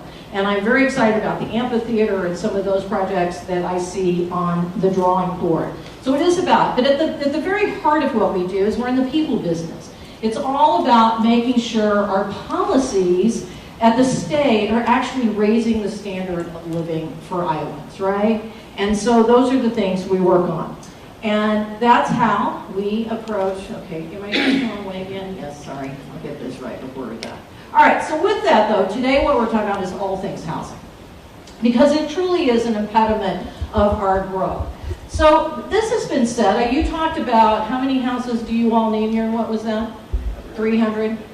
Well, we need 61,000 statewide by the year 2030. And at my age, the way time goes so quickly, that's like tomorrow. Now this is housing across the continuum. This is everything from supportive housing for homeless to multifamily, affordable housing, all the way up to market units, right? And the same thing that you have here is statewide. We have very low inventory, and we have a very old housing stock across our state. So even the houses that we do have, also many of them need to be updated. In fact, I can't tell you the number of times that people have come to my home and said, you know, would you be willing to sell? We know you're not here much because you travel the state and you have that apartment in Des Moines. And I said, well, that's great. And we've thought about it, but the question is then where do we go, right? And then at what price do we? So no, we're not going anywhere yet. Plus, I'm waiting for all those grandbabies to be born so I can fill that house, right? So we need 61,000 houses by 2030. The other thing is, and we also talked about that, you guys did a great job. Again, across the state, we have too many of our citizens that are overly burdened with their housing costs. So what does that mean? That means when we have something that happens like COVID, or we have a situation where they have an unexpected medical bill or a car repair bill or anything else, it is very, very difficult for them. The other thing is, when you think about who does this affordable housing serve, this is the other thing. So we did a tremendous amount of research at the Iowa Finance Authority around this word affordability. Do Iowans support affordable housing? And overall, Iowans said, oh yes, we do. About 70-some% said we support affordable housing. So then we turned the question and made it a little closer to home and said, okay, by the way, I'm here to tell you that there's an affordable housing project go into your neighborhood. Do you still support affordable housing, right? The number went down a little bit, but not tremendously. So earlier I just got this frantic text about a community that just turned down one of our affordable housing projects at City Council. And this is happening all across our state, right? It goes to City Council, it either gets completely rejected because it has the tag affordable to it, or yet it has to change too much to make so much accommodation that you're losing the number of units. So again, who are we talking about when we talk about affordability? Well, it's these people, it's food servers, the EMTs. It is basically, if you think about it, all those frontline workers that kept our economy running when those of us who could be bunkered down at home or in our basements were, right? And I believe that as an Iowan, that they deserve to live in a quality home of where they're working, right? I think we all agree with that. So we need to get rid of this word affordability. And you guys talked about that. This is simply housing for everyone who works in our community, right? In fact, we even did crazy things, and Chris, you'll remember these days, where when you did a project with a Hvac tax credit project, which is an affordability project, with Hvac, we would require you to put a big sign up, right? Not only, I think it even had the director's name on it and everything at the time, right? You put this big sign, we told you how big it had to be. My gosh, you better have our logo right. And I said, why are we doing that? Because first of all, it almost like there's something wrong with this project. We don't need the publicity at Hvac to begin with, right? We don't need that. And so we've stopped doing that. But we do need to change this word, that we're talking again, housing for all. So things we're working on. All right, so I want to talk about some of our programs, and I'm just going to touch on these. One of the best programs we have, and this is on the IEDA side of the house, is the Workforce Housing Tax Credit Program. Developers love it, right? I mean, it's easy to use. And the problem, there is only one problem with this program. Well, there's been a couple of problems. But the main problem is there's not enough capacity. It is highly coveted credit. We have a really competitive application round, and it is competitive. And so we did add capacity to it this year, so now it's 35 million split evenly between urban and rural, right? And then we changed some of the small city population, and why is that important? Because the benefits for the rural community, and I can't remember, oh, I am going to figure this out. All right, so this is the definition of a rural community, meaning that there are some criteria that you can still be in an urban, what we consider an urban center, but yet a community can still qualify for the small housing. So the question is, if you want to know who that is, just call us because we have a list. And we would be happy to tell you rather than putting it on a slide that took up. So that's a good thing for this tax credit that has been improved. These are the criteria for it. Basically, you can do grayfield, brownfield for it. You can do, if you're a rural community, which this would be, you could do greenfield. You can do upper story housing. You can do a number of things. You have to do 2 units if you're in small city, 4 if you're in the urban center. The one thing that we did do this year that was an unintended consequence is we found out that we are no longer allowing any greenfield in the urban center. So I'm sure we're going to have to fix that. I think when people realize that, they're going to be upset. This is another thing that changed this last session, which was good. Because before in the code, there was a cost cap at $200,000 in urban and $215,000 in small cities, rural. Well, obviously, we know that does not keep up with inflation and where building is. So now the legislature, reluctantly, I have to say, but finally gave us the authority to change that on a yearly basis, based on actual data.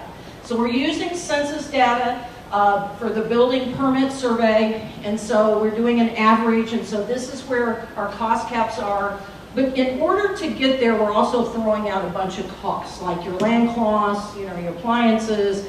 We're trying to get it down to where we can actually get these units built. The other thing that was nice, that once you went over 10% of what your costs were last time, you lost your entire tax credit.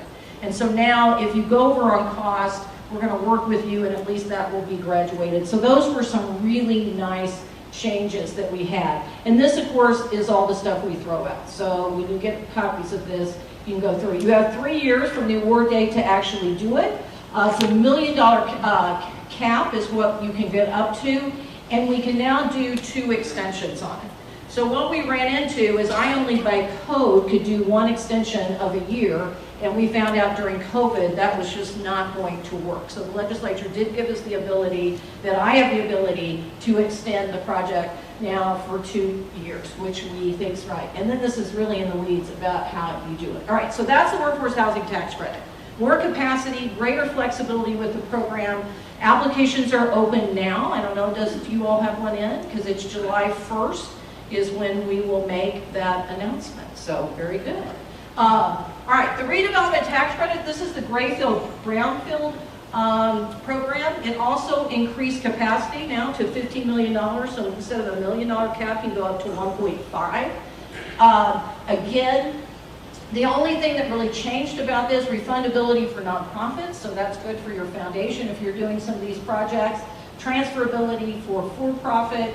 The legislature, because of the big overhaul tax bill, did make some changes to this, so it goes down on the percentage of refundability. Now I have people, all developers are upset, but here's what I said to them. Here's the deal, we have to see real data, because we actually do everything based on real data, and I don't know that this is enough that's going to prevent people from using this program, to be very candid.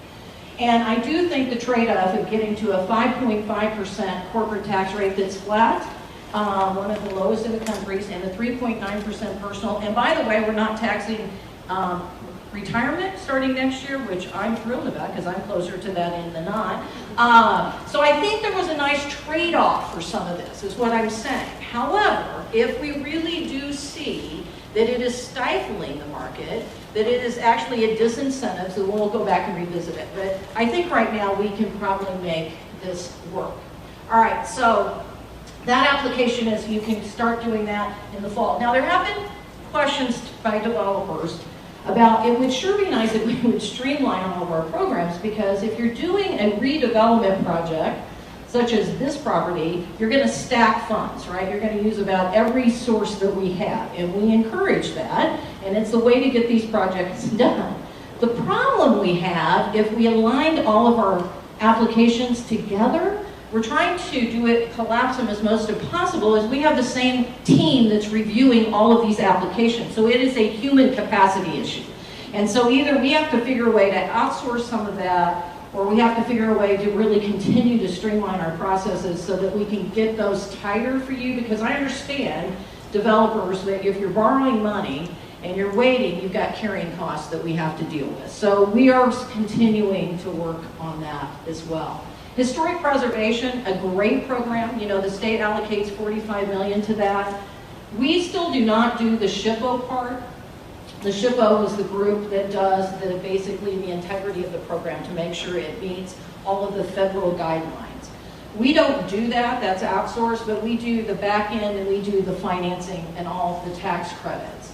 And we have divided the $45 million into 2 rounds because we find that the developers like that, so you don't have to wait another year if you don't get an allocation. I will also say that on some of these really, really big projects that we're doing, like the Hotel Des Moines, I don't know if anybody has, Fort Des Moines has seen that. It is phenomenal, right?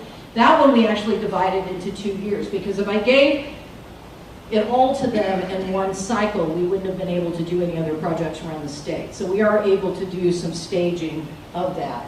But I am a building hugger. I love historic preservation because I think, I mean, when you can take an abandoned building and put it back on the tax rolls and bring new life to it, and particularly right now where building cost is, it's a lot easier to do adaptive rehab rather than new construction right now.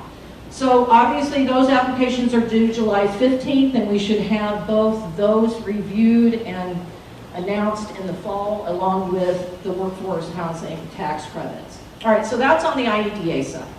On the IFA side, it really is the federal tax credits, and this is the LIHTC program that's extremely detailed. Chris can tell you more about it. We have, what is our QAP, which is our guideline? That's probably 100 pages, is it not? It needs to be a lot less than that. So, Chris, you guys are hearing this for the first time. We have a new director of LIHTC, and I have asked him to seize the moment. That if you were going to create a program from scratch, would it look like this? And he said, probably not. So what I challenged him is, what is our objective? And our objective is to reach as many units as we can to help reach that 61,000 goal, right? And knowing that it's not all affordable because we don't touch market rate, that's a component of it. And to build quality units for community and for our citizens. If that is our goal, how much of what we are requiring in this 100-page document really facilitates that, right? Such as, do you really need a remote control with all your ceiling fans, right? Because I have a bedroom upstairs that we can't use the ceiling fan because I don't know where the hell the remote control is, right?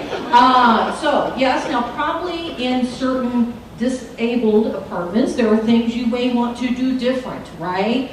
Or as Frank Levy, my good friend, wants to challenge me every time on laundry in every unit. Now, this person who does the laundry, I'm not willing to move on that just yet, Chris. I think laundry in the units are important. But in an adaptive rehab, in an older building, maybe not so much, right? Because if you're doing a new construction, yes. But if you're not doing a new construction, is that really necessary? So we're really challenging ourselves at IFA to, again, look at why we're doing what we're doing and evaluating whether it continues to make sense. You also have a short period of time to get it in place, and I did text Derek to see with COVID if we could get an extension on that. But this is a highly coveted program as well. Very, very competitive. And we actually, I was surprised that we have 25 applicants in this year's pool because of the cost of construction. I was a little concerned, but it looks like we're going to have some really good competitive projects. And then we have the 4% tax credit that is not competitive because we haven't had to make it competitive yet. It may come to a point where we have to. The problem with this program is it's just, in many cases, not quite enough to get us over the edge unless you're doing it with stacking it with historic and all these other things. The best thing we could do is really have a statewide tax credit for affordability, which we've talked about, and we were close to getting it a couple of years ago. I think we need to revisit that.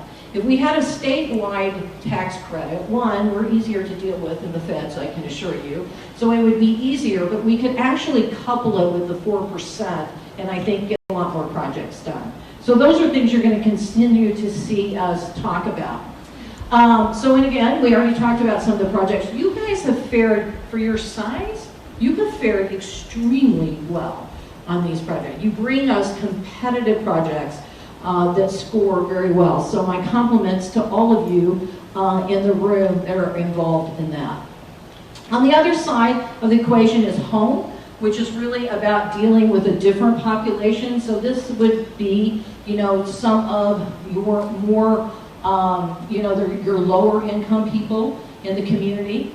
And so, again, we do rental assistance, homeowner activities, all of these, things that we do with this program as well. National Housing Trust Fund, we talked about that. Again, this is, again, for those that are 30% LMI, so very, very low population. But I want to get to, and of course those are the eligibility. This is what I want to get to. This was my very first public appearance as the director of IFA when I took that over back in 2019, as well as IEDA. And I actually got extremely emotional at this ribbon cutting because I got to meet some of the tenants that they were serving, and these are chronically homeless. This is a very difficult population to serve, right?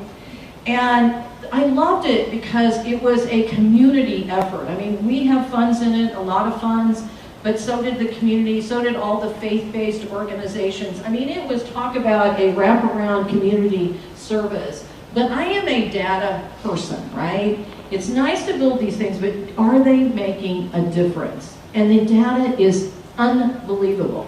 So what they've been able to document in this facility in a very, very short time is look at the number of healthcare calls, emergency room calls, healthcare providers, police calls that have changed with this same population due to this center. And they're extremely difficult to do, right? I mean, they're extremely difficult because of the wraparound services, but they're making a difference. And homelessness is an issue that we see everywhere across Iowa. And I think with, again, the rate of inflation and all of that, we're only going to see an increase. So I'm very excited about these projects, and I'm glad that we have the fund to be able to do it. And I'm very excited about the project that we're partnering with you. The other thing is we don't lend to individuals, but we do lend to banks at IFA. So we do provide mortgage for assistance. So our first home is income-based, but it varies by county, but it can go up beyond the 80% LMI. The purchase price of the house, that's the maximum, and that's for the first-time home buyer. The same thing with Homes for Iowa, again, a little lower or a little higher on the income, and it can be repeat. And then we provide some down payment assistance. We just launched a minority down payment assistance for the very first time as just a pilot, and it is going incredible. So we're very excited about that and figuring out, what we're going to do long term. So is our military down payment assistance as well. And again, we will make sure you have this. I want to make sure you all are invited to the housing conference. It's extremely thought-provoking. We have a lot going on, and we'll get that to you. The other ones are community catalysts. This is back on the IEDA side. These programs are making a huge difference. I mean, look at this building that was abandoned. I don't know if you guys remember the Doors Day movie about the pajama factory. Does anybody even remember that? Well, let me tell you, I actually bought it off of Amazon. I would encourage you to do that. It's a terrible movie, but it was all about this pajama factory in Dyersville that we used to make these at, and it was based on a true story, and it was abandoned. And then they come in, because you could put a brewery anywhere, right? They redid this village. It is amazing. And they've left a lot of the character there, of the old sewing machines, and they've turned them into tables. If you guys haven't been there, it is worth the trip just to go there. Plus, the beer is extremely good. We do know a little bit about fermentation in the state of Iowa, so we do it well. I personally like the whiskey. But these are great projects, and we're seeing upper story housing in some of the smallest communities. And what we're seeing is that the reason I love doing the upper story is because retail is volatile, right? And particularly in small communities. And if you can get some consistent rent upstairs of your building, it kind of takes the edge out of that ebb and flow when it comes to the retail on the ground floor, right? And these are market rate projects, or workforce housing that we're seeing. And you're seeing places like Cascade that are getting $1,000 a month with a waiting list for their apartments. The other thing I love seeing, and what we've seen is groups of young women in Atlantic, Iowa got together, young women of all different professions. They got together, they bought a building 1 block off of downtown. And I have to tell you, the patriarchs of the community were not very encouraging of them at the point. I think they said, what are they doing, right? So they bought this building, they gutted the upper stairs, floor. They worked with a contractor, and it is gorgeous. It looks like something right out of HGTV, right? Anybody watch that? I'm a big fan of HGTV. So they did this, and they're renting it as an Airbnb to traveling nurses, which every community has, by the way. That's another problem. But we have traveling nurses, so they're getting rent. So now they're redoing. They have the revenue stream to redo the retail floor. So then they decided that this was pretty good. This worked out really well for us. So they formed this nonprofit. Then they bought a house in a neighborhood that, again, people in the community were not very encouraging of. Why would you invest in this? No one's going to buy that house. What are you doing? All the naysayers. They bought this house. They completely redid it. They flipped it. I think they made like 40 grand, and now they're going to do it again, right? This is amazing what's happening. And this is the stuff we're talking about. It's really one house at a time. And if you look at our neighborhood, so that's why I'm so excited about this project that we're doing with you about the neighborhood revitalization. But anyway, these Catalyst grants, and they did receive a Catalyst grant on their downtown building, so we need to do it. But we also need to look at construction industry differently, right? So in manufacturing, we're going through what we call the fourth industrial revolution, where it is all about digitalization, right? Automation, and we have to do that to compete. We have to do it to compete for talent, but we also have to do it to just compete on a national, international playing field. So it's revolutionizing these plant floors. And if you go to any manufacturer today, they're like tech floors that happen to be manufacturing projects. Unbelievable type of activity. We can really be doing the same thing to a certain degree in construction, right? We do need to be thinking particularly about 3D printing homes. Now, you can print a home in a matter of days, right? And the reason, and this is not new. There's actually a contractor here on the East Coast that's doing this. Has the machine, he's doing it. It's not new technology, but the adoption rate of this is extremely slow, right? And there's a lot of reasons for that. So what I did is reached out to Iowa State School of Design, the architect school and the engineering school, and said, look, I want to form a partnership with you. The state will buy you printers, but here's what we want. You have to build the ecosystem around that, right? So I want you to help with design, because if you don't want it to look like a concrete bunker, not everybody does. So we want design. We want you to test it for energy efficiency, right? Because these things are concrete. So they're going to be extremely energy efficient. In fact, I can attest to it. I live in a concrete bunker when I'm in Des Moines. I have an apartment downtown.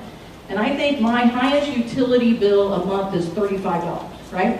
35. And I sleep, by the way, at 60 degrees at night. So it's not like I'm not using the units, but you don't have to do anything during the day because it stays cool or it stays heated. And so they're very energy efficient. The other thing is they're very storm resistant, right? And so we want you to do all the testing so we can get certifications around this. The other thing we want is you to help communities adopt this from ordinances. We want you to develop the ordinances of what this looks like. And so they're doing this whole wraparound and they're getting community input. And so I just want to show you. Now, the bottom one would not be affordable housing, right? That is actually a designer home in Austin, Texas. So you can do all kinds of fun stuff with this. But this stuff is amazing design. You can do double stacking of them, right? And it just, I think, this is the way of the future, not for everybody. And you can actually, if you don't want them to look like this, you can put, you can skin them to look more traditional if you want. So, again, reduction in time, reduction in labor costs, and the other thing we're doing is, because of the 3D, the University of Iowa is actually experimenting with what we can add from a bio point of view into the concrete to actually even bring the carbon rating down. So it is, again, an entire ecosystem we are asking them to do, and we're working with our community colleges to train.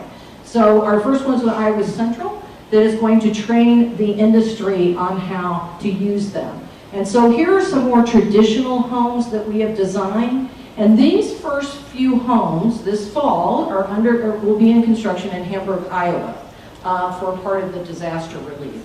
And so we're going to get to see them in real theater. But I'm very excited about this technology.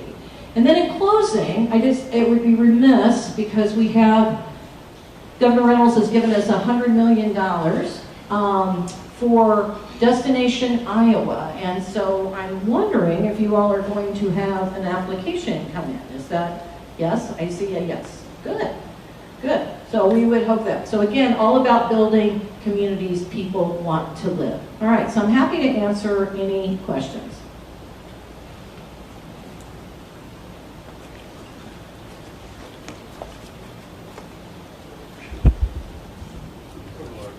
I always cover about it. Can I ask a question?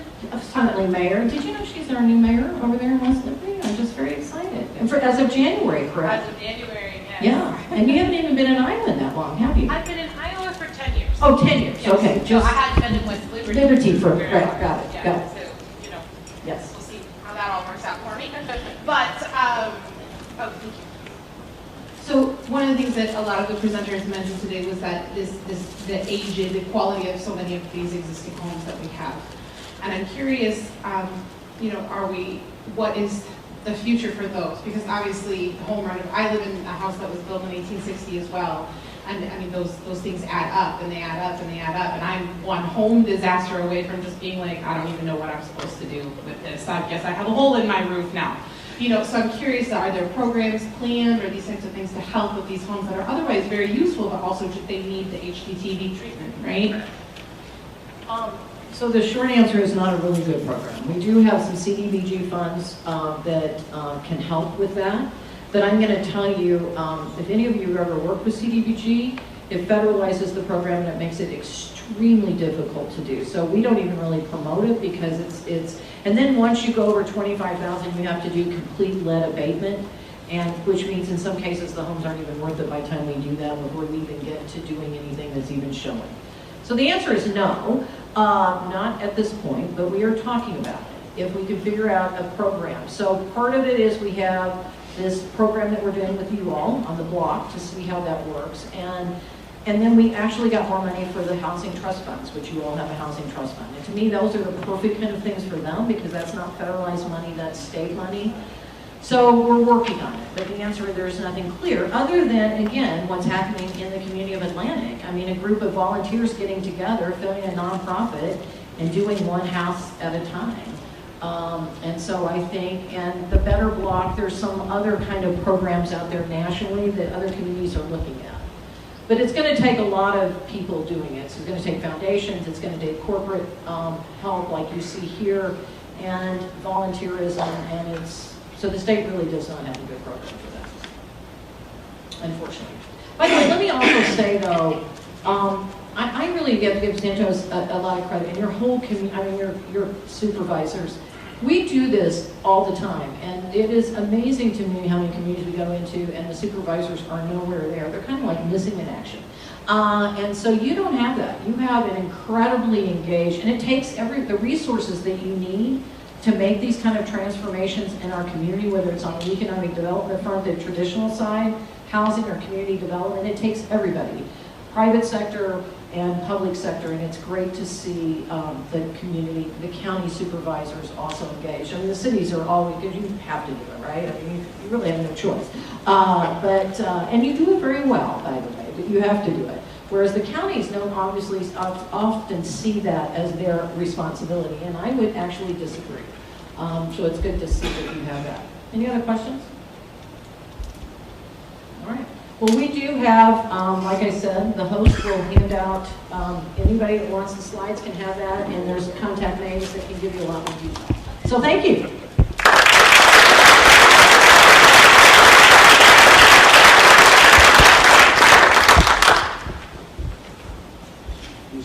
Oh, Clifford, yes.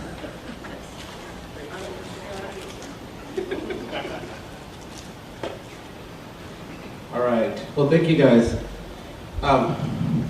We covered a lot of information. Obviously, one of the things that was really impactful for me is really looking at how we need to be working together. When Debbie did contact me about 2 years ago in regards to this, one of the comments that she said was, I absolutely love Muscatine. There's so many things that you guys are doing.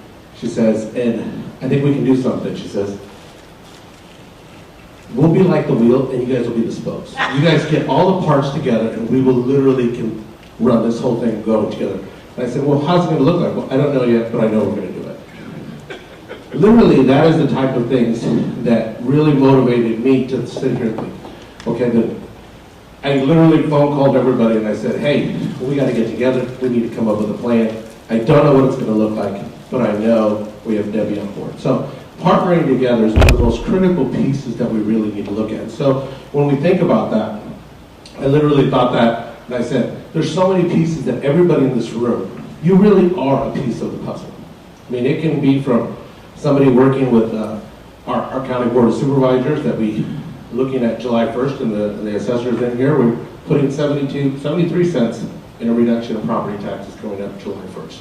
We think about realtors that are in the room. How many houses are we selling? One of the numbers that we talked about before when we said was looking at I think Jody had that. It was like 7 houses that were built in 2019. And that's really when we started to get together. And when we started to look at it and say, okay, we have a goal of 300 homes. When we started to really think about it and say, okay, then how do we start looking at our goals moving out till 2028? When I had a meeting with Brad and Mark, the mayor, and he talks about the frustrations of saying, hey, our community has 23,497, and it's increased by like 700 over 900, I think it was 900 to be exact, in the last 20 years. That's so frustrating for me because we continue to see the 8,000 to 9,000 people traveling into our community. And we know that we have a great industry. I think about the industries that are in here. I see Musco, I see Bayer, I see H&I. I see all of these great industries that are in here. And we know that we're providing a lot of jobs, but they're not coming in here and using their dollars here. They're not coming in here working here. We're providing their dollars for restaurants, for the small businesses. So we really started to look at it and say, okay, if we have a goal for 300, and we literally are making it. When we first had that goal, I thought really we should just do 100. And I remember telling everybody, like, oh man, really? Like, you think we can do that? And I really started to have the rest of the team say, yeah, we can do that. And so then we went to 300. And now when we start talking about 2028, and we have a goal of 2,000, that is something that can be done. And I think to take it back into Rich's words, we're chipping away at it. And when we say 2,000, if I would have said that when we first started to get together in 2019, I don't think I couldn't see that. But the whole point is that we work better together. And if we can continue to unite, if we can continue to do that, I want you guys all to look at, you guys on your tables, you guys should have a QR code that's on your table. This is going to take maybe 5 minutes of your time, but it is so critical for us to have you take an opportunity, take a snapshot of that, take an opportunity to look at that. We cannot be better than who we are without your input.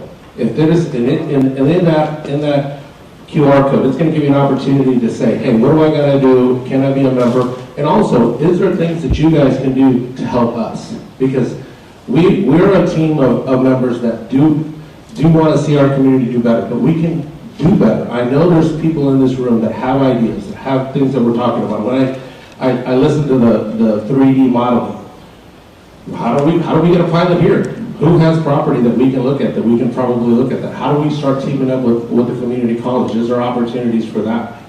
If there was a business or a city that turns that down, we can take it in Woodland, right? I think Becky's over there. We'll take that in Woodland. We'll take it in West Liberty. We'll take it in Muscatine. We don't turn down opportunities here. We want those housing deals. And so we want to continue to partner that. I want to give a huge shout out, obviously a thank you. If you could put your hands together again for Debbie and Michael that came down.